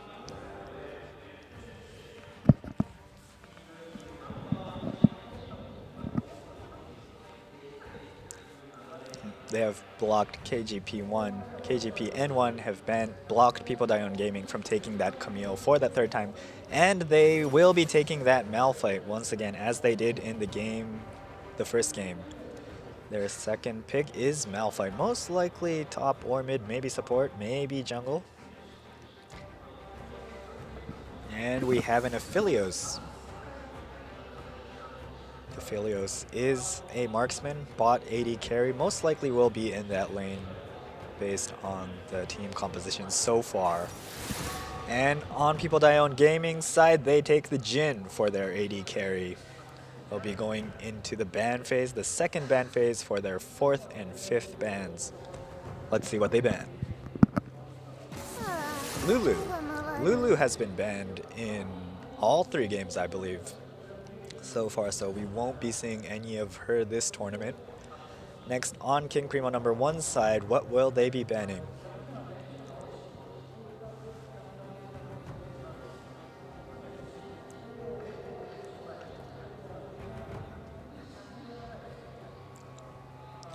You can, of course, also choose not to ban anything if you wish, or you could run out of time and not be able to choose anything. As well, Leona off the board. We haven't seen any Leonas this tournament or this series either. Very high CC support champion. And we see the Janna coming out, banned on the Pi-Po-DAYOEEOON side, preventing Nanana, King Primo number 1 support player, from using that champ. She did get a chance on it the first game and did perform very well using those crowd control and support skills. Last ban coming in will be Ornn from King Primo number 1. Now that we have all of our bans out for this game, the teams will be choosing their last 2 champions. Renekton from Pi-Po-DAYOEEOOON Gaming, usually played in the top lane, very strong bruiser, deals fairly good damage and has a lot of health for himself as well, can play in the front line, protecting his teammates and dealing damage for himself as well. On King Primo number 1's side, we have a Hecarim, it seems. Hecarim, very strong, aggressive jungler. It's what I use to climb the ladder when I don't know what I'm doing. And seems like we're going to see a Morgana for King Primo number 1. They do still have a few seconds to lock in this champion. Very strong crowd control, as well as a shield that she can put on her allies or herself, preventing crowd control from landing on the champion with the shield. Her ultimate can snare multiple opponent champions as well, holding them down for defense and offense purposes. On the other side, it seems like we will be seeing a Yuumi from Shakespeare on the support. Or nope, she changed to that Galio once again.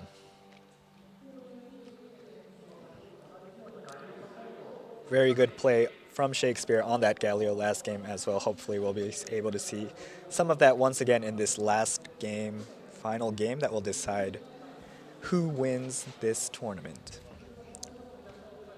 Morgana can, of course, use her black shield to protect her teammates from the CC coming out of Galio or from that Jin CC that he also has. Aphelios also very aggressive AD carry, marksman on King Primo number 1's side. Malphite is going to be played in the mid lane, Hecarim in the jungle, and Camille will be on top for King Primo number 1. It seems fairly standard from Pi-Po-DAYOEEOOON Gaming. Renekton in the top, Lilia jungle, Akali in the mid lane, and the AD carry Jin and Galio support in the bot lane.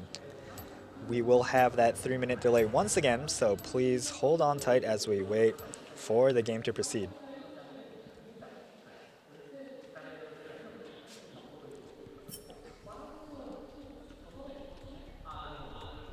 Very balanced, well-balanced teams on both sides. High assassin-like, high damage, high burst damage assassins on both sides in Camille and Akali. Then we have these junglers with decent crowd control and high damage as well on both sides, Hecarim and Lilia.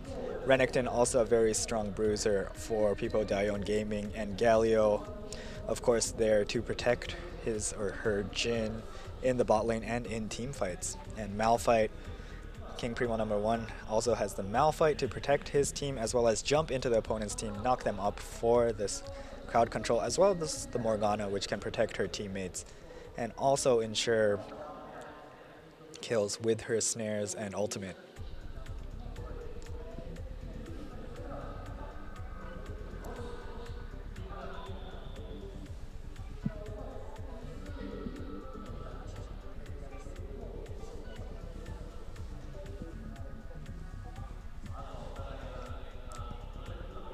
Camera switching over to the casters. Don't forget you can find the primary stream in Japanese on YouTube, as well as, of course, this stream in English on Twitch. Thank you everyone for watching, and let's enjoy this last game together. いったところの駆け引きも重要だ。 Please don't forget that you can tweet out hashtag U19 Miteruze to have a chance in winning a Noble Chairs gaming chair, which we will send anywhere in the world.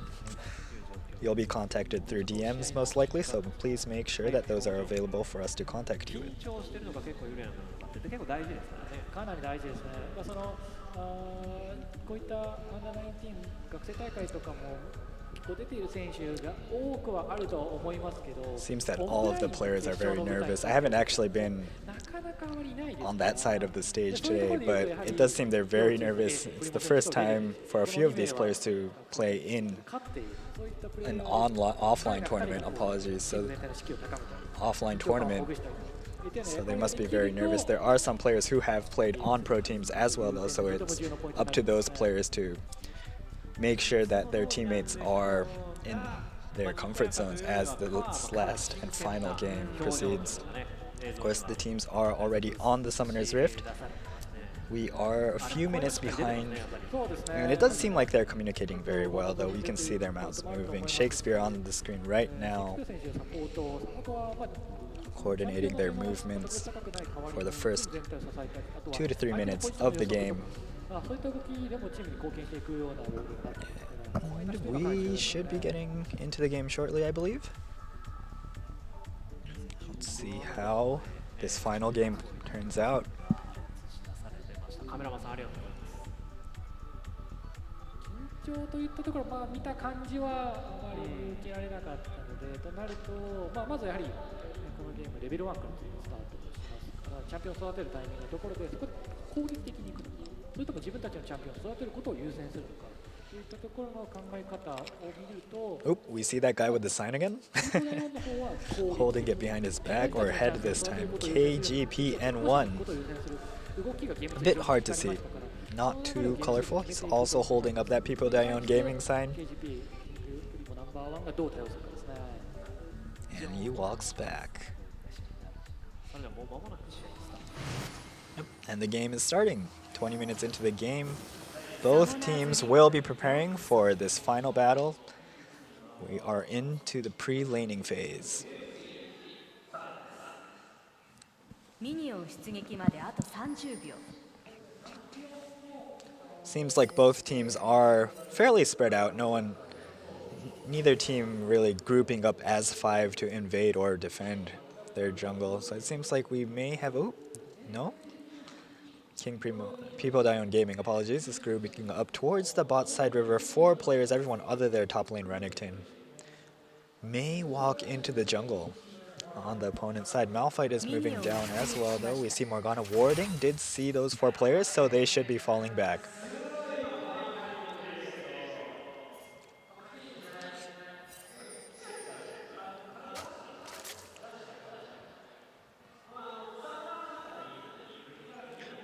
And we see that the Pi-Po-DAYOEEOOON Gaming bot lane is hiding in that bot brush. They do not, KGPN1 cannot see anything in bushes unless they have a ward directly in that bush. So Morgana may walk right into this trap. No, she uses her skills and finds her opponents. Does not get killed. I probably would have died there. Hecarim farming his jungle, Lilia as well. And it seems like we're having fairly standard openings from both sides. Nothing too unique. Hecarim will be going for that red buff while Lilia gets hers as well.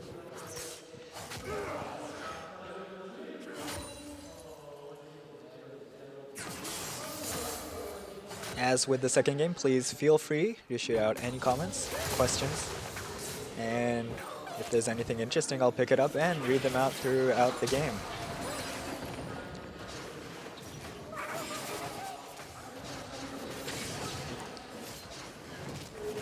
It's fairly peaceful early game so far. Junglers farming their jungle. Lanes slowly pushing out. It seems like Renekton in the top lane on Pi-Po-DAYOEEOOON Gaming side is a bit pushing out a bit too much maybe. Should still be safe. How the Hecarim is still in his own jungle down towards mid lane right now, walking towards the top lane jungle. Akali jumping in for a few hits on Malphite, but Malphite does get the trade properly. Lilia from Pi-Po-DAYOEEOOON Gaming's side is sneaking into the opponent jungle, might get a gank on this bot lane on Morgana and Aphelios. No wards see her right now. We may have an engage right here. Galio going in, does not hit that first hit, but does get the Morgana for the CC and gets a clean first blood on the Lilia for the jungler on Pi-Po-DAYOEEOON Gaming.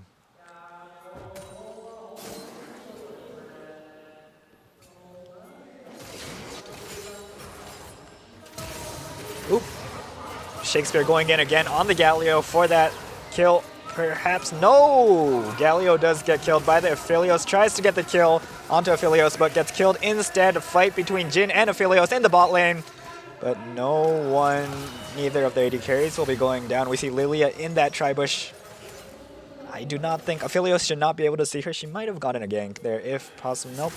Aphelios has backed, and Lilia has backed off of the lane as well. Now we see Hecarim ganking for the top lane on Renekton. Does knock him, however, should not be able to get a kill. Oh, a few ward hits on the champions. Does not connect to any kills. Now we have a gank onto the Malphite. He should be able to walk away from this. Yep. Galio was also sneaking into the mid lane right there. Both Lilia and Galio in the opponent jungle bot side. Hecarim going to the top side of his opponent's jungle in the meanwhile. Malphite does need to be careful because the Galio and Lilia are on his side of the map. He may not be able to get out if he pushes too far with all of the crowd control coming from the champions.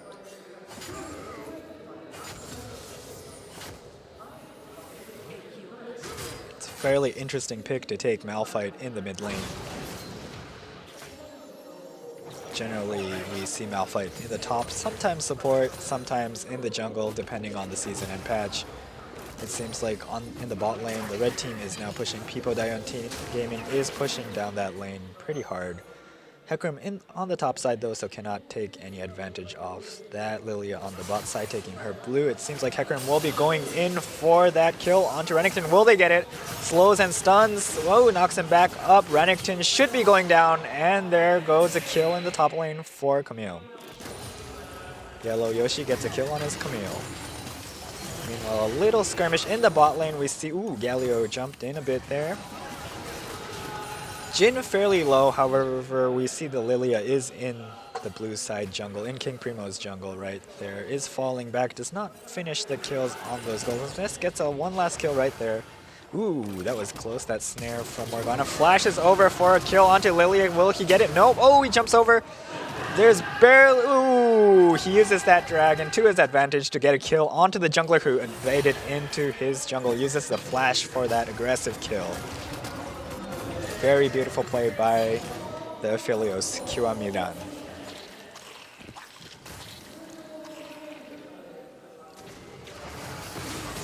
Now Hecarim will getting the Scuttle Crab for the vision in the bot lane river and hopefully connect eventually or fairly soon to that dragon. Very clean kill from Aphelios.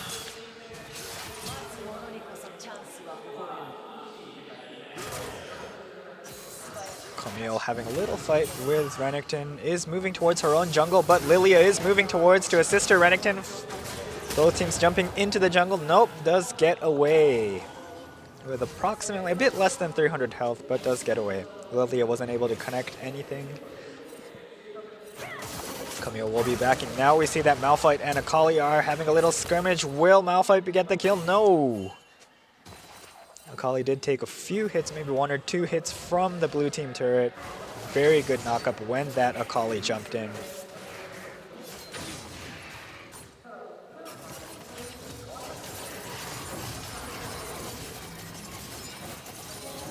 Aphelios pushing out towards that tower. Galio is moving towards the lane, returning to the lane. However, finds Hecarim doing that dragon, sneaking that dragon, moves back.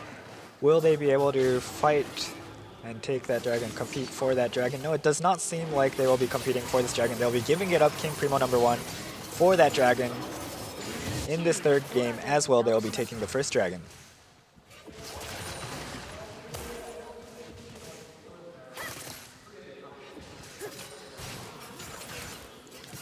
Mid lane is pushing out quite a bit. Malphite a bit aggressive. Lilia we see is moving towards the top side. Might be preparing for that Rift Herald. Sneaking into King Primo #1's jungle top side. Is found though. It seems like King Primo #1 does see that Lilia is in their jungle. Might try to engage, initiate. Seems like Camille is attacking. However, Renekton is also there to assist his ally, his jungler. It seems like Camille is... They do notice that Hecarim and Malphite were moving towards to assist with Camille, and so Pi-Po-DAYOEEOOON Gaming fall back from that engage. Meanwhile, in the mid lane, we see that the bot laners have moved upwards to assist the Rift Herald competition. Hecarim is trying to get that Rift Herald. I don't think the Lilia will make it in time. Seems like she backed into base. Meanwhile, the bot lane is fairly empty on the King Primo side.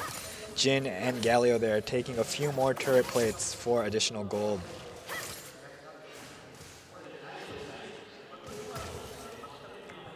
King Primo #1 moving back to that bot lane.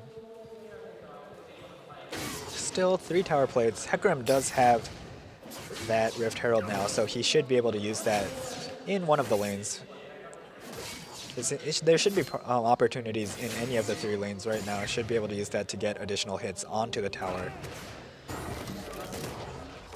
All players are level 6. No, the supports are not level 6. The junglers are, however, level 6, so we should have some very aggressive jungle ganks coming in fairly shortly. We see in the top lane, Renekton may be getting ganked by Hecarim. Now it seems like he notices that he is there. Lilia again in the King Primo jungle. Now we see that Jhin is using his ultimate to hit Aphelios for a few... Nope, does juke out some of those hits. Does not take too much damage. Jin's last hit does do the most damage, however, manages King Primo #1's AD carry Aphelios. Does manage to get out of that. We have a fight in the mid lane. Malphite does go down, barely, almost got out. Does get killed, and Hecarim gets slept and killed. Very good kills.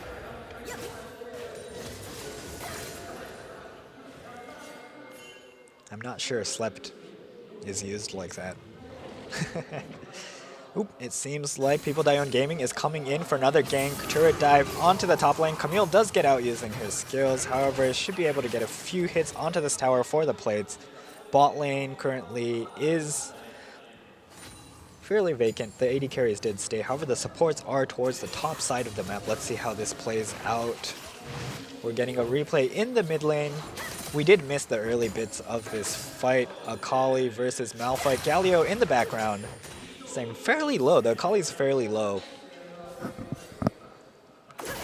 And jukes the Malphite ult, then goes back in for the kill. We see that her teammates are coming in. And Hecarim tries to use her ult, however, she does juke the ult once again. Jukes 2 ults with the Akali skills. And her teammate comes in to support her, assist her for those kills. Very clean play by the Akali player, Rere.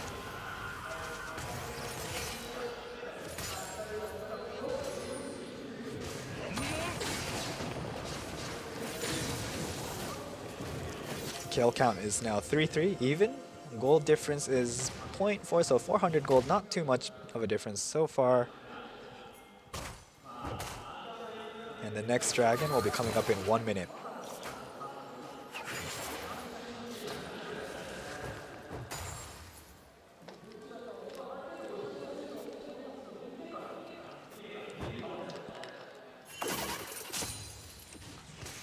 Malphite is pushing out a bit, needs to be careful, otherwise he'll get ganked once again. Camille controlling his lane, making sure that she doesn't push out too far. And dragon in 30 seconds. Seems like Morgana is going to start preparing for that dragon. Will she be warding it up a bit? Not yet. It doesn't seem like they are yet. The red side does have a few more wards just throughout the map. However, it does get the first turret. Pi-Po-DAYOEEOOON Gaming loses their first turret to Aphelios from KGP and 1. 12 minutes and 30 seconds into the game. Now they will be contesting this dragon. The players from both teams are grouping towards this location. They will most likely start to contest this dragon. We do see a fight coming down towards the bot lane. No, does fall back. Aphelios, Hecarim, Morgana from King Primo #1 on the bot side, Shakespeare on the Galio, Jin and Lilia towards the Dragon from Pi-Po-DAYOEEOOON Gaming side.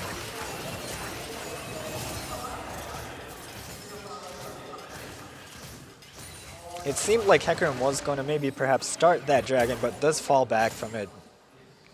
Does fall back from the Dragon. Pi-Po-DAYOEEOOON Gaming should be away. Oh, they're going in once again. Lilia coming in, however. Oh, they got a hit onto the Hecarim from Lilia. They are, however, still going for that Dragon. Will they continue to contest this Dragon? More of the players from... Oop. There are 4 players from Pi-Po-DAYOEEOOON Gaming towards the Dragon. However, they grouped up towards the mid. King Primo #1 does manage to take that Dragon. Primo on the Malphite, making sure that his opponents are stuck onto him for that Dragon competition. Very good play from him. We did not necessarily see any of the play, however, we can tell that he was kind of moving, luring his opponents towards the mid lane, away from that Dragon for his team to get that clean Dragon kill.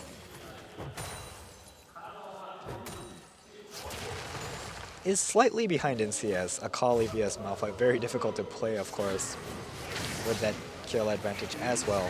However, King Primo #1 for that second Dragon kill, 14 minutes into the game.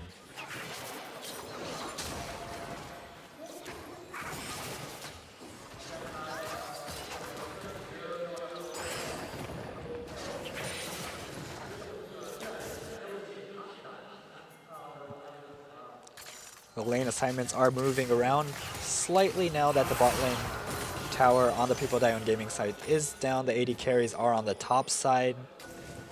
The Baron won't be coming up for a while, but the Rift Herald has, and they may try to contest this. Will KGP-N1 try to contest this Rift Herald? It seems like the players from Pi-Po-DAYOEEOOON Gaming have begun the Rift Herald. Let's see what happens here. It is a 3v3. So far, Hecarim slightly behind. We see Renekton coming up. Oh, apologies. There were 4 players from the Pi-Po-DAYOEEOOON Gaming side. We see that Jin is ulting towards that Malphite. He does get out.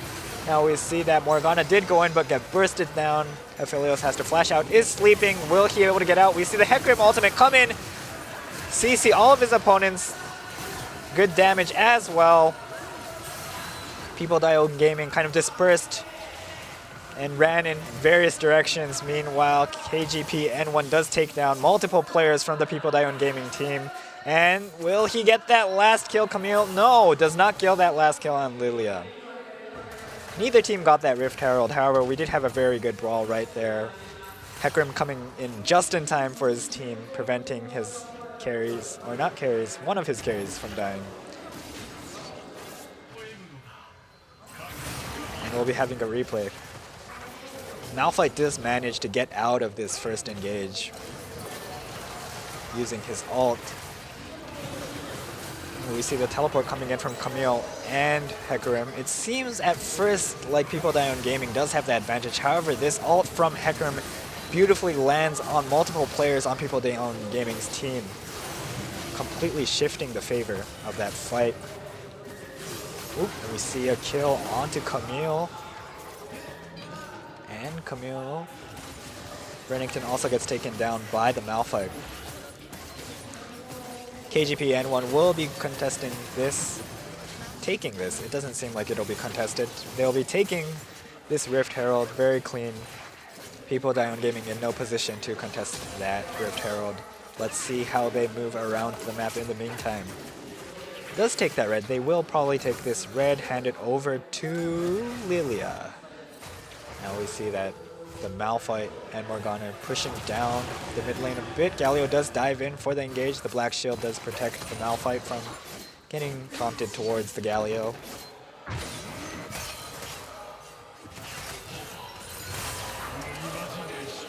Jin just farming up in the bot lane. Minions pushed fairly deep into the red side.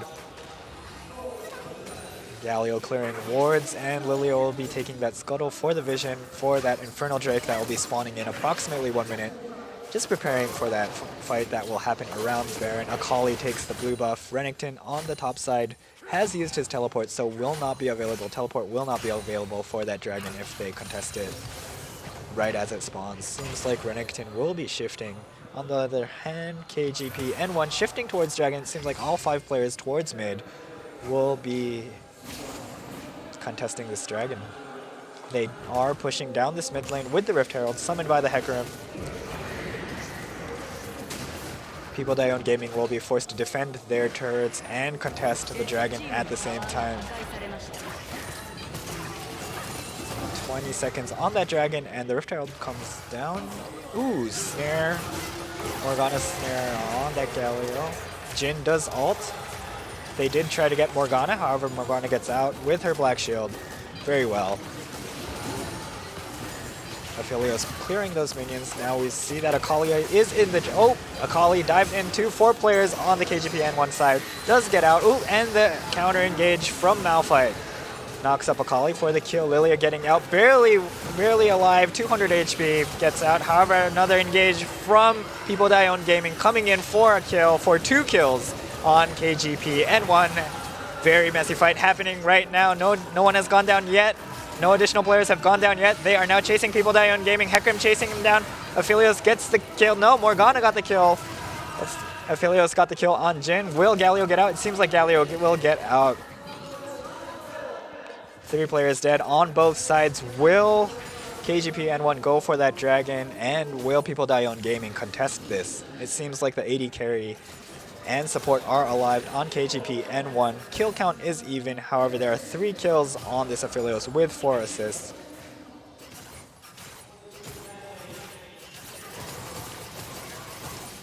They will wait for their allies. It seems, nope, they will not back. It seems like King Primo #1 will wait for their allies to come gather towards this Dragon for that 3rd Dragon on their side.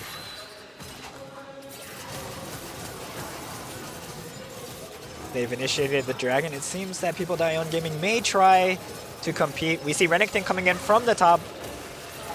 Though we do see Morgana was in the bush waiting for that Renekton. However, oh, we see Galio coming in. Dragon has gone to KGP and one side. However, we do have an engage from Pi-Po-DAYOEEOOON Gaming.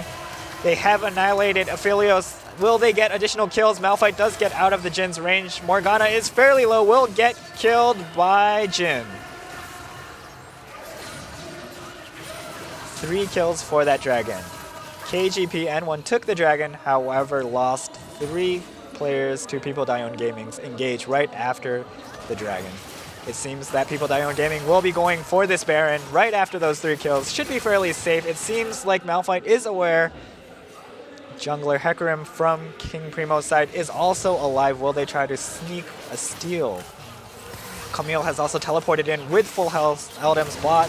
Will she jump in for kills? Galio and Camille begin to fight. Hecarim and Galio now. Oh, they come in. Oh, the team fight happens. The red team gets the kill. No steal from KGP N1. Now the fight will happen 5v3. Does get 2 kills on Camille and Malphite. Hecarim gets out with his ultimate. Baron for Pi-Po-DAYOEEOOON Gaming.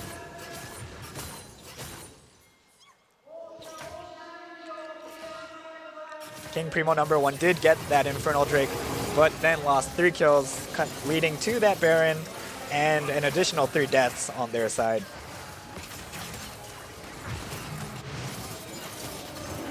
We're getting a replay from that Dragon. They do manage to get the kill. King Primo does manage to get the kill onto the Dragon. However, the team does kind of disperse. Akali gets the first kill onto Camille, and then one by one, King Primo #1's players get taken down. Akali coming in from the bot side does land another hit onto the Morgana for the Jhin to get the kill.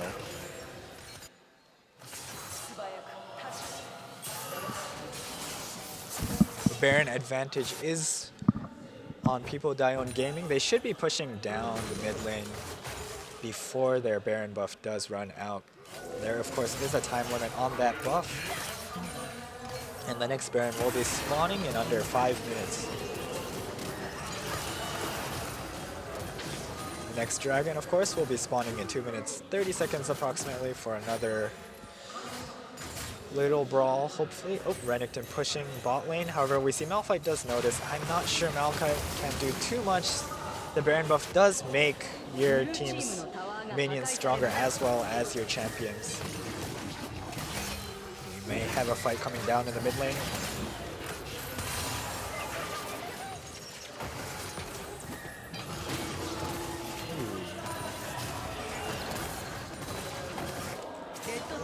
Seems like Camille has taken down the top lane turret.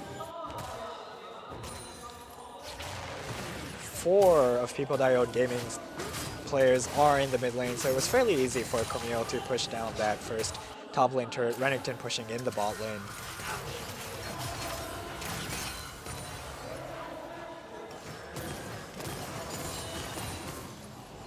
King Primo #1 doing very well against that Baron buff. Only lost 1 tower in the bot lane, 1 turret in the bot lane to the Renekton. Managed to protect their mid lane turrets, so not too much damage, not too much of a disadvantage from that Baron buff. Of course, they did lose 6 kills to Pi-Po-DAYOEEOOON Gaming prior to that Baron.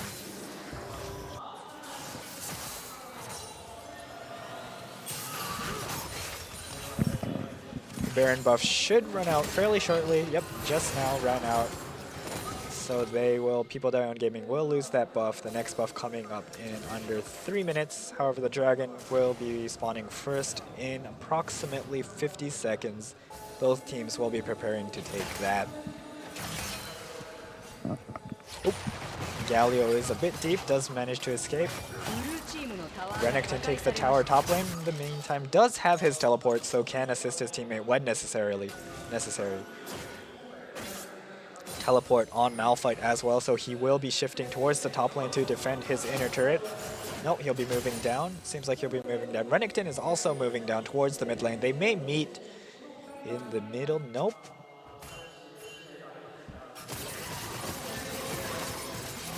Philios in the mid lane with the Renekton. Seems like the Hecarim is hiding in that bush, trying to pick someone off perhaps.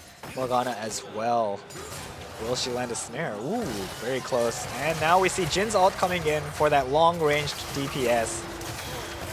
KGP N1 moving out of the Jin's range. Not too much damage, a bit of damage on the Hecarim, 50% health. Malphite has teleported down back towards the dragon. It seems like all 10 players are ready for this next dragon. When will they initiate? How will they initiate? Who will get caught first? Oh, a bit of damage on that Renekton. And it seems like Pi-Po-DAYOEEOOON Gaming will be beginning the dragon, starting on that dragon. King Primo #1 is aware that the dragon is being chunked down, will engage, should be engaging very soon. Hecarim goes in to steal the dragon, but does get killed by Akali. Which team will win the team fight? The Galio does come in for the ult as well with the knockup, does lose 2 kills. King Primo #1 loses 2 players to the team fight post-dragon.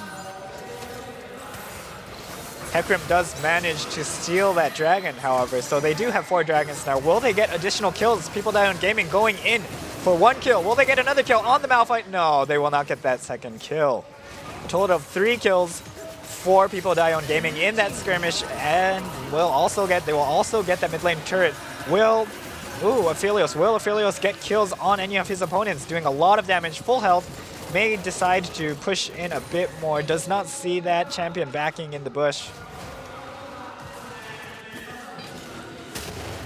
He does have a ward there, so he does see that Renekton, however, does not manage to get any kills. Kills are 9-17, and the goal difference is approximately 5k. Still seems to be in Pi-Po-DAYOEEOOON Gaming's favor. However, the 4 dragons on King Primo #1. Very good steal from the Hecarim. Does get bursted down right after. And then CC comes in from both teams for the kills for Pi-Po-DAYOEEOOON Gaming. Back from the replay. The next dragon that comes up will be the Elder Drake. 4 dragons on King Primo #1 and 0 for Pi-Po-DAYOEEOOON Gaming.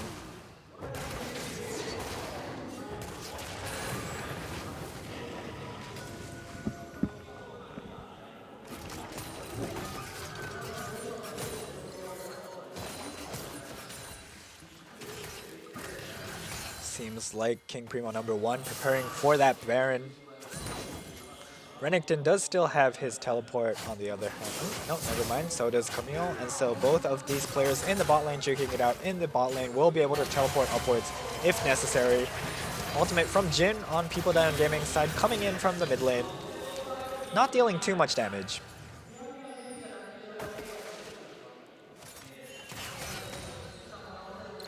Eight of the 10 players grouped up towards the Baron. Will Galio be backing completely? No, he will not be backing.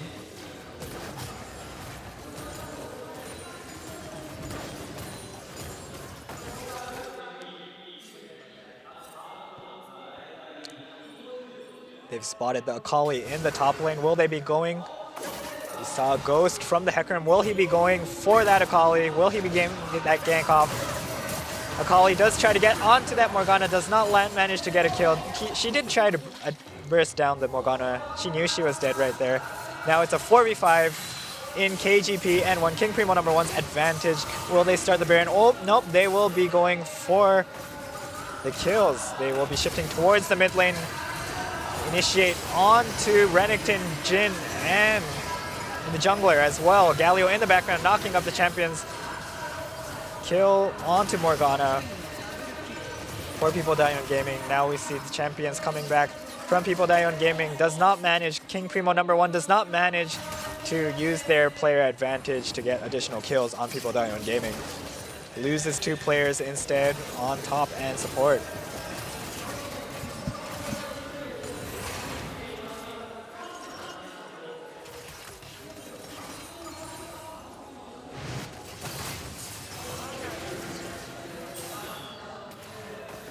Lilia does get caught in the mid lane with Renekton and Jin, but does manage to get into the... She actually flashes into the teammate. Opponent team to deal damage and the CC, and honestly, results. Good play from Lilia, dealing damage and CC to her opponent's result in her team's victory in that 4v5 in their disadvantage. Now we see that Pi-Po-DAYOEEOOON Gaming is going for that second Baron. King Primo #1 will be contesting. Will they be able to compete? Ooh, Malphite for the knockup. Baron does go to the red team. Pi-Po-DAYOEEOOON Gaming does get the red buff. However, Pi-Po-DAYOEEOOON Gaming Galio gets taken down by King Primo #1. Will be a 4v5 for approximately 40 seconds. However, the Baron buff did go to Pi-Po-DAYOEEOOON Gaming.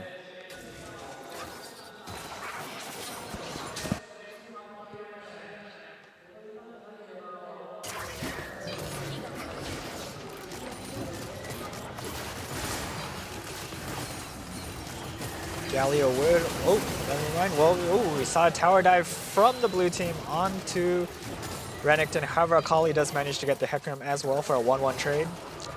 Baron buff used towards the Pi-Po-DAYOEEOOON Gaming advantage. Galio did die in the earlier skirmish. However, the rest of her team does still have that Baron buff, and so they should be able to use those minions to their advantage as well. Camille pushing down that bot lane. So some additional gold for her team. Will she get this? Nope, she does manage to get the turret with the minions and escapes as well. Elder Dragon coming up in less than 30 seconds. This should be the next neutral objective to compete for. King Primo #1 preparing, hiding in that bush, no wards. Pi-Po-DAYOEEOOON Gaming does not see their opponents hiding there. Let's see how this plays out. Elder Dragon will spawn. Galio trying to clear as many wards as possible. However, he is alone, so needs to be careful. There are 4 players from the KGP and one side in this river. Hecarim moving forward as well, moving to group with his team. Pi-Po-DAYOEEOOON Gaming grouping as well. Slowly grouping. Renekton furthest behind. It seems like, whoop, Camille will jump in and jump out. Malphite does land hits onto some players, and we see a Jin ult coming in. Malphite taking most of the hits, not too much damage to the carries. Baron buff still on Pi-Po-DAYOEEOOON Gaming. Let's see which team will initiate. Renekton hiding in the back. Akali has backed. However, I don't think King Primo #1 saw that Akali back right now. They will try to initiate this Elder Drake. Pi-Po-DAYOEEOOON Gaming will come in as well. Will they? Oh, sleep. The sleep from Lilia prevents King Primo #1 from using his CC. Pi-Po-DAYOEEOOOON Gaming pushing out, killing members from the King Primo #1 lineup. Aggressive team from Akali gets a kill. Akali getting additional kills again, and kills onto Jin as well. Double kill on Aphelios, however. King Primo #1, 4 players, loses 4 players to that battle. Pi-Po-DAYOEEOOON Gaming pushing out that bot lane from that victory with the Baron buff, which should be running out shortly. Does just a last resort push on that buff.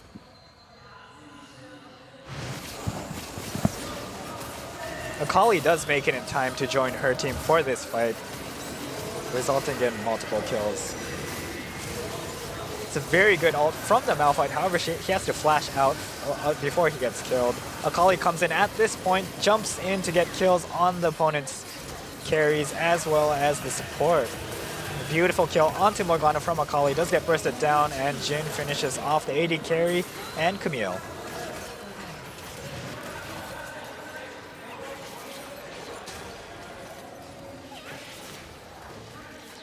It's now 15 to 24 kills in Pi-Po-DAYOEEOOON Gaming's favor, almost 7k, more 8k, almost 8k on Pi-Po-DAYOEEOON Gaming.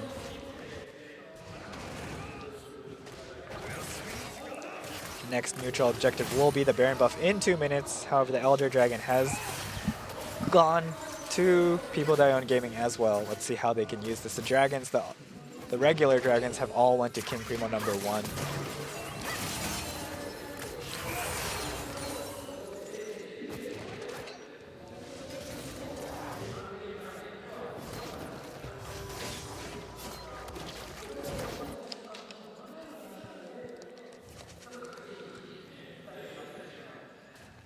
Renekton pushing out on the top side towards that inner turret.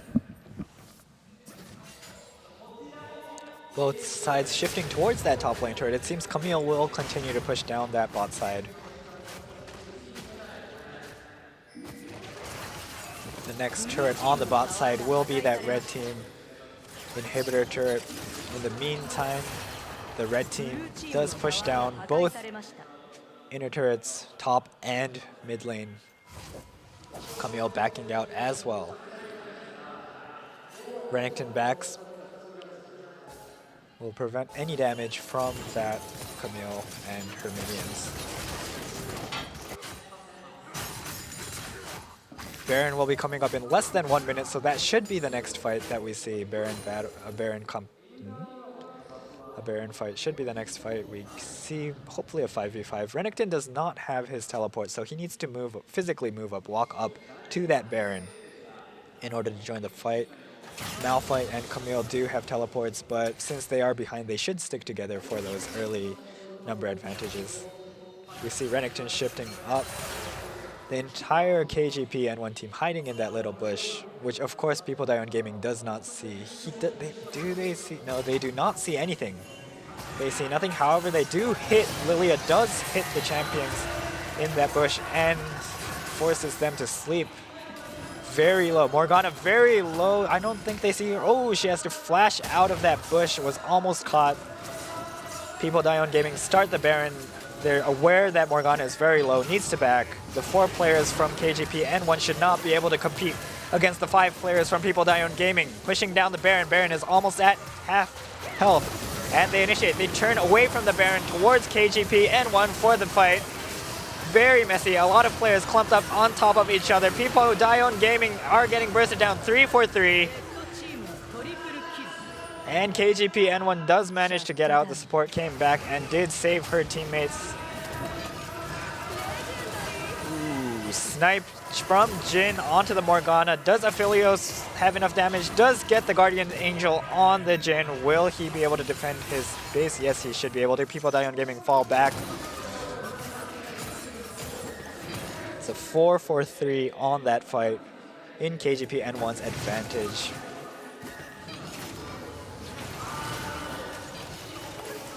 Aphelios, the AD carry on King Primo's side, does manage to stay alive for that entire fight, dealing damage from the back line.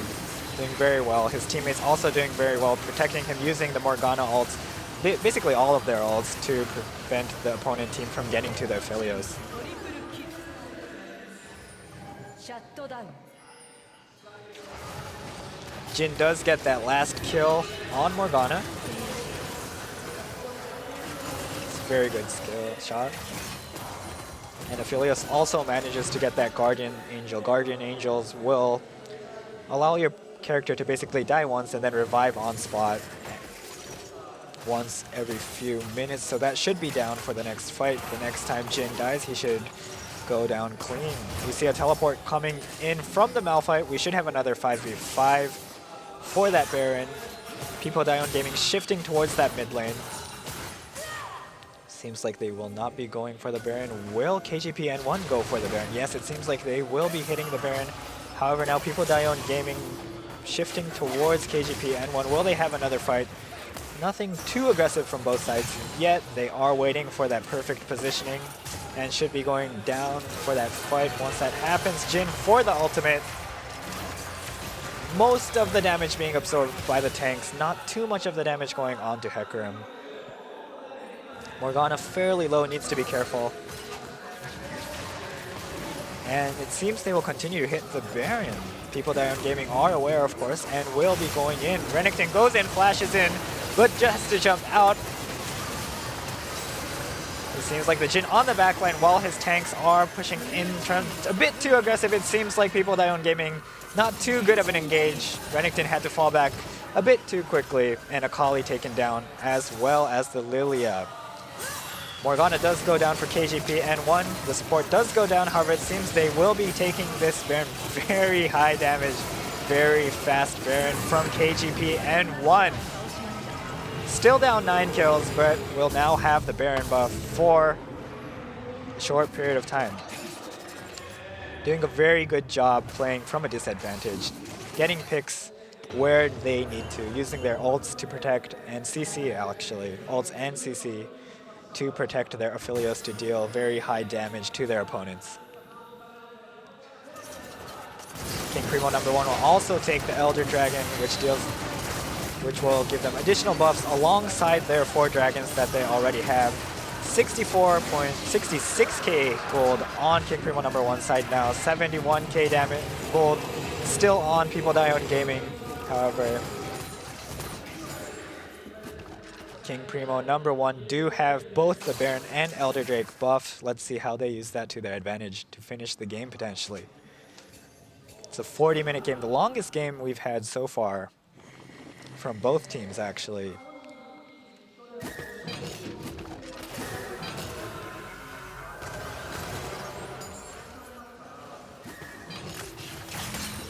Let's see if KGP can use this buff advantage to finish off the game, hopefully get maybe an inhibitor or two at minimum. We do see a few hits onto that inhibitor turret.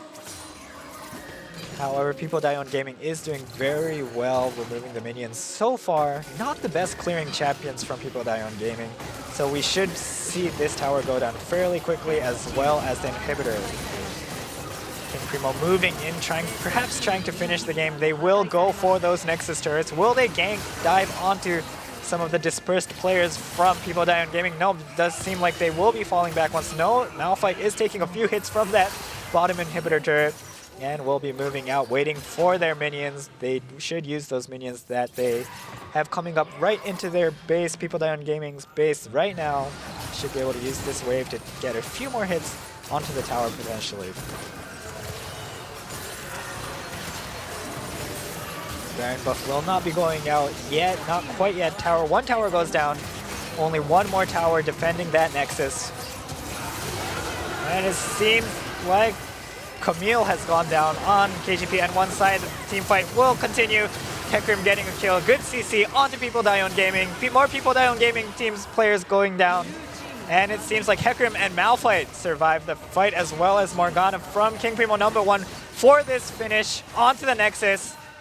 The first esports U19 Under 19 Esports Championship goes to King Primo #1.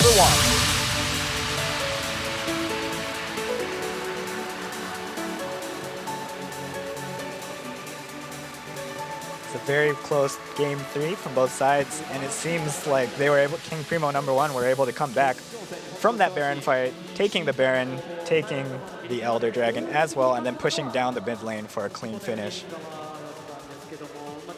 ームのキープレイヤー、ディアミラン選手を守りきって、最後のところもエルダードラゴンのバックに生かしましたね。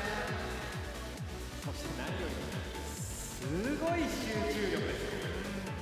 非常にうまくそのデデ選手であったり、ボボン選手、あとボボン選手が仕掛けて、陣形を崩そうと仕掛けまくってるんですけど、崩れなかったですね。途中もしっかりとその相手の崩し方といったところを把握した上で対応を変えたりしながら冷静にゲーム全体コントロールしましたね。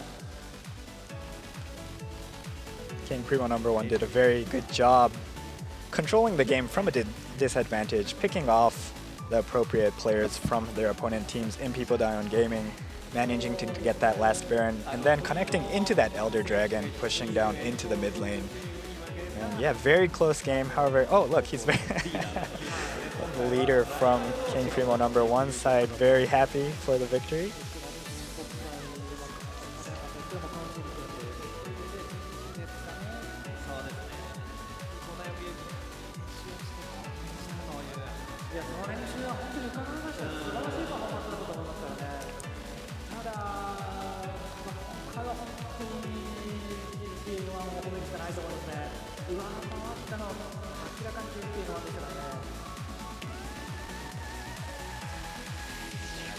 We will be having an awards ceremony shortly after, in which both teams will be awarded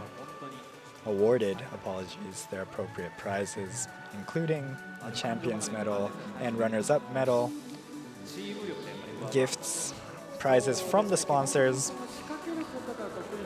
and additionally Riot points as well, I believe, which they will be able to use on their personal accounts.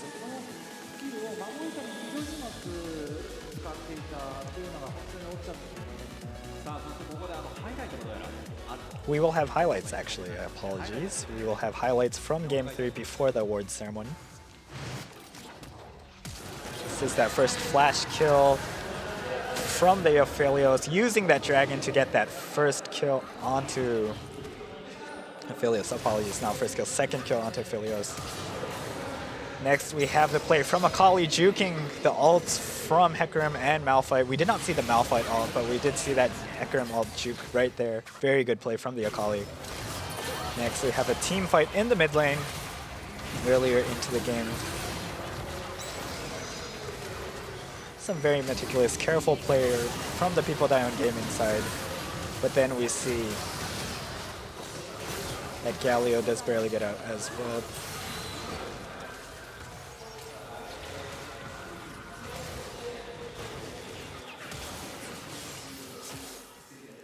Lilia will get out, I believe, from this one.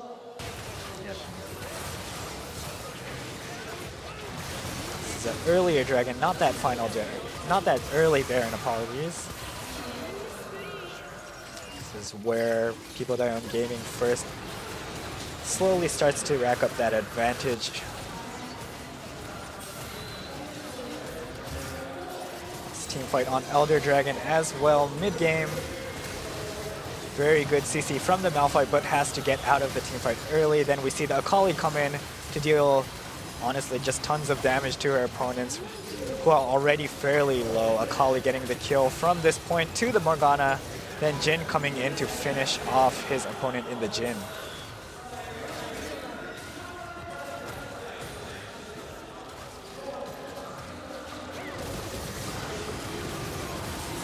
The Baron buff where the Aphelios actually does not get killed at all, sneaks in damage to all of his opponents, manages to get out as well for an even trade while they're fairly far behind. Morgana does try to sneak away down through the jungle, however Jhin will snipe her down while Galio fights with Aphelios. Aphelios also gets the Jhin's Guardian Angel at this point, which is not available for that next team fight they have in a few minutes.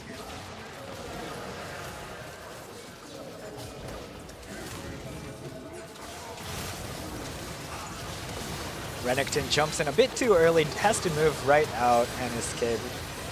Has to disengage from the team fight, resulting in King Primo #1's favor for this last fight.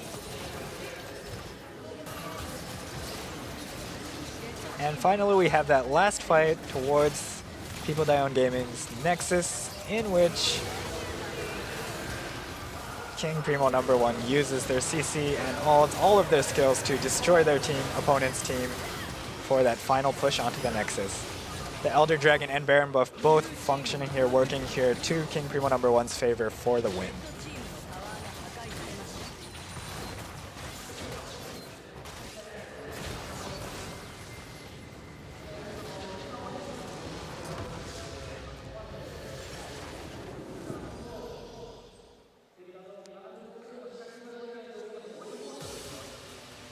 非常にいい判断でしたね。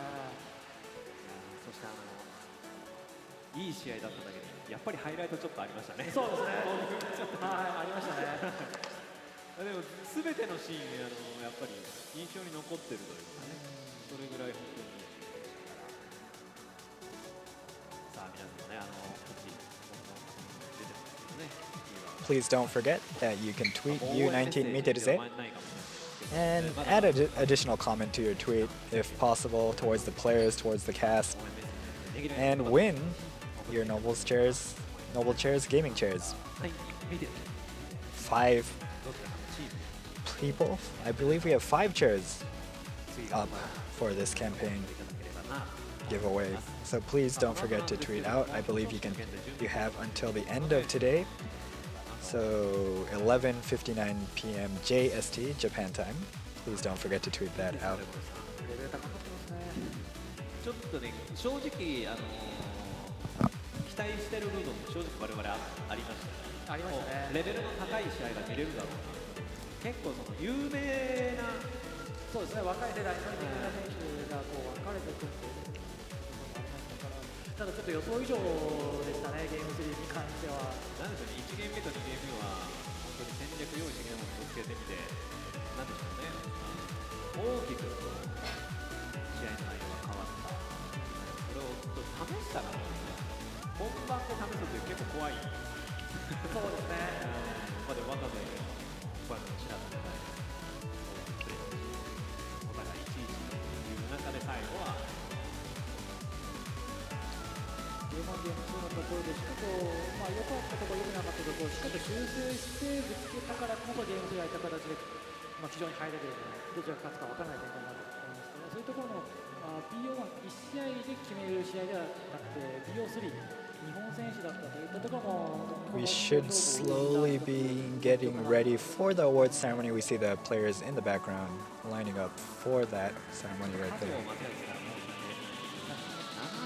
Keep in mind that these players are all under 19, the age of 19, so these are really the players in Japan that should be in the future playing on the professional teams, hopefully making world's performances if Japan does manage to get out of preliminaries when the time comes. Not necessarily the strongest region right now, however, hopefully these players can carry the country on their backs in a few years so that we can see Japan beyond the play-ins, hopefully. 後で聞きましょうかね。なるほど。はい。表彰式の準備がどうやら。Seems like we're ready for the awards ceremony. So from here, I will be taking on more of a translation role. それでは太田さん。はい、ということで愛さん、レモさんありがとうございました。いや激戦でした。特にもう3戦目、本当にドラゴンなどをですね、常に倒し続けてバトンを確保していたキングループのナンバーワンというイメージがありましたし、そこをうまく利用したり、特に3戦目の中盤、しっかりね集団戦にこう勝っていた、はい、ますけども非常に熱い試合でしたね。さあそれでは、表彰式と参りましょう。 We'll be moving on to the awards ceremony. U19 e スポーツ選手権準優勝Pi-Po-DAYOEEOOONゲーミング、どうぞ前へお越しください。 So the runners up for the first Under 19 Esports Championship will be Pi-Po-DAYOEEOOON Gaming. Winning team looks disappointed. Why? They're just nervous. I'm sure they're just nervous. メダルとブーケの贈呈です。プレゼンターは群馬県知事山本千太です。山本県知事、お願いいたします。 The mayor of the Gunma Prefecture will be rewarding the players with their medals as well as some flowers as gifts. 選手自ら首にかけていただきます。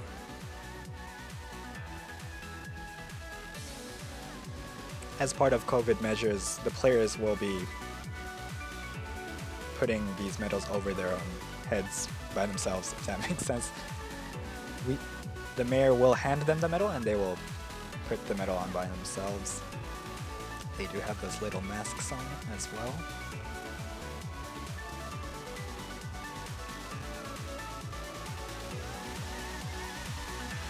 It's an elbow bump.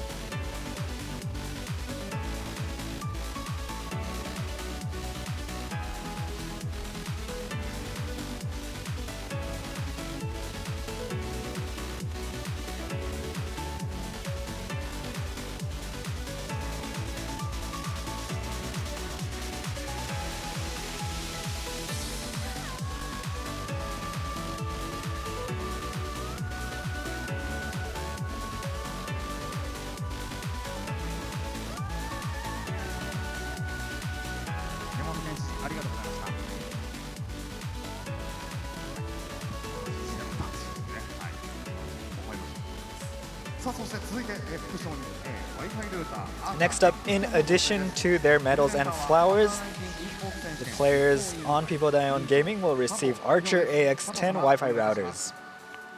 On stage, they'll just be receiving a panel with a picture, but they'll actually be receiving their routers afterwards.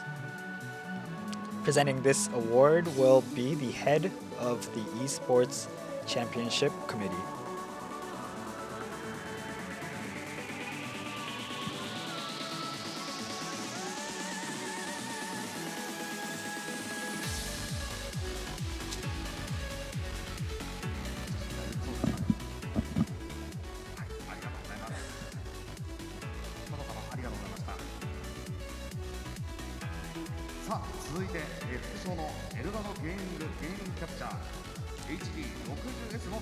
Next, Pi-Po-DAYOEEOOON Gaming will receive Elgato Gaming Game Capture, a game capturing HD 60Ss. Each player will receive one of these as well. These are game capture boards presented by Elgato.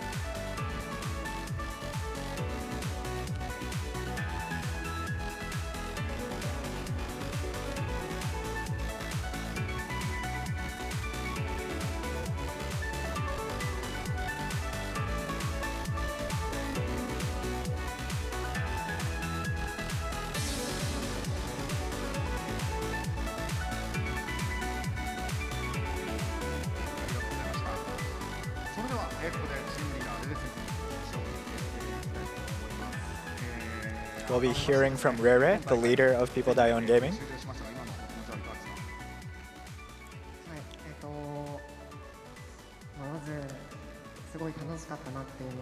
I had a very good time in this competition, although it's very disappointing that we lost here. And we really appreciate the opportunity that we were given in this global pandemic situation. So thank you very much for hosting this event. 1緒になってみたいなと思います。 I'd also like to thank my team はい、ありがとうございます。 for fighting with me, working with me to compete in this finals. そして2戦目、森田で3戦目、どちらかわからないという中断戦もしっかり勝利しておりました。ありがとうございました。それでは元の位置へお戻りください。皆様ありがとうございます。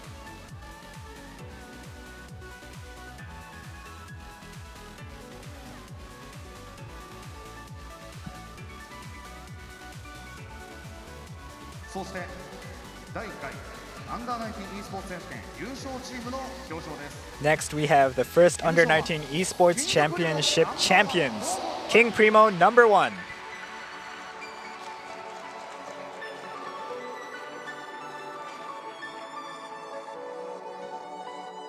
それでははじめに優勝メダルとブーケの贈呈です。プレゼンターは山本健知事お願いいたします。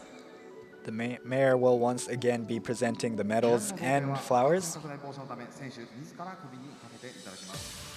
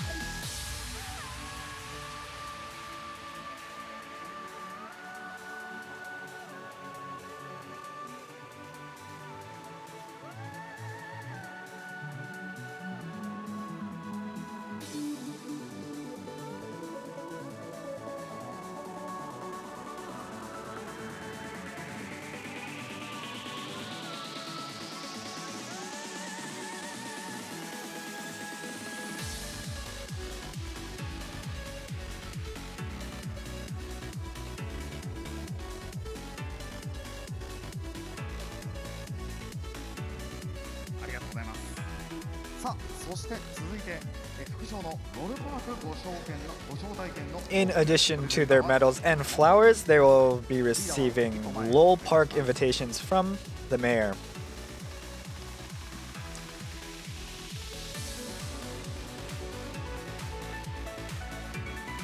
It's a very rare opportunity, especially now. I'm not sure when they'll be allowed to actually go to Korea to Lowell Park. We're very excited for them to be able to travel to Korea free. さあ、そして続いてですね、ノーブルチェアーズゲーミングチェアエピックの贈呈です。 Next up, we have global chairs, gaming chairs, for each of the players on King Primo #1. These are the chairs that they were sitting in, the chairs that the casters were sitting in as well. Very nice, comfortable chairs. Presented by the mayor once again. ありがとうございました。そして続いてはロストラポイント10万円分の贈呈です。Next, King Primo #1 will be presented with 100,000 yen worth of Dospara points. 100,000 yen is approximately, I'd say, about $1,000 US. They should be able to use these points on Steam as well.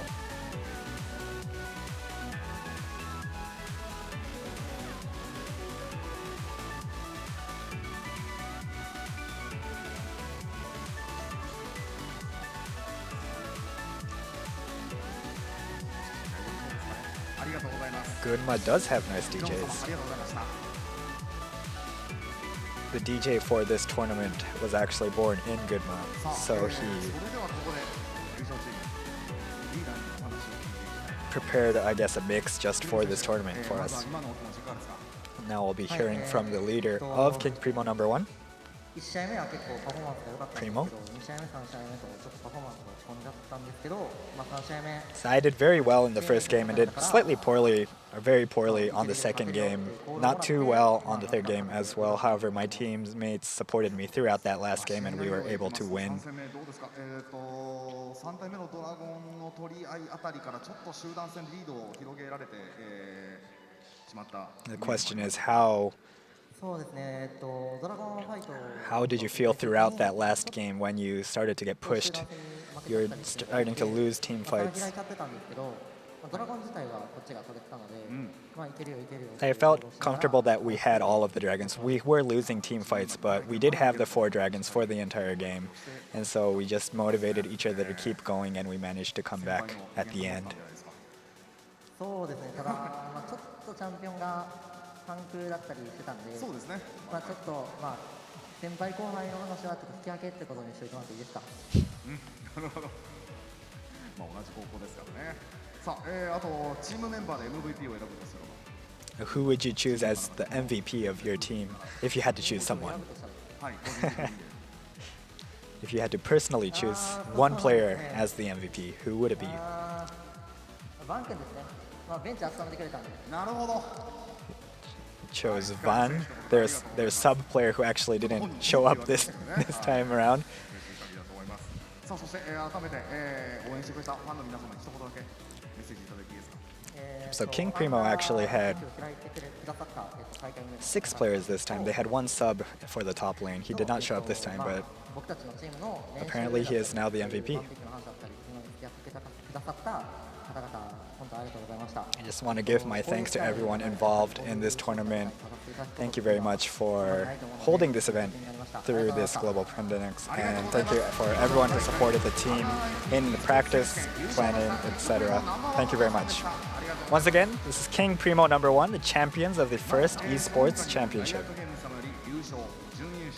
Both teams will also be rewarded with Riot points from Riot alongside the 3rd and 4th place teams. So that will be gifted to them separately. We'll be hearing from Eyes and Revel, the 2 shoutcasters for this tournament. Walking on the stage now. The bench is very warm, man. He kept it warm there, man. How was today? It was very fun. But very simple, it was very fun. I was just as excited as when I watch professional games. And thank you very much for holding this tournament.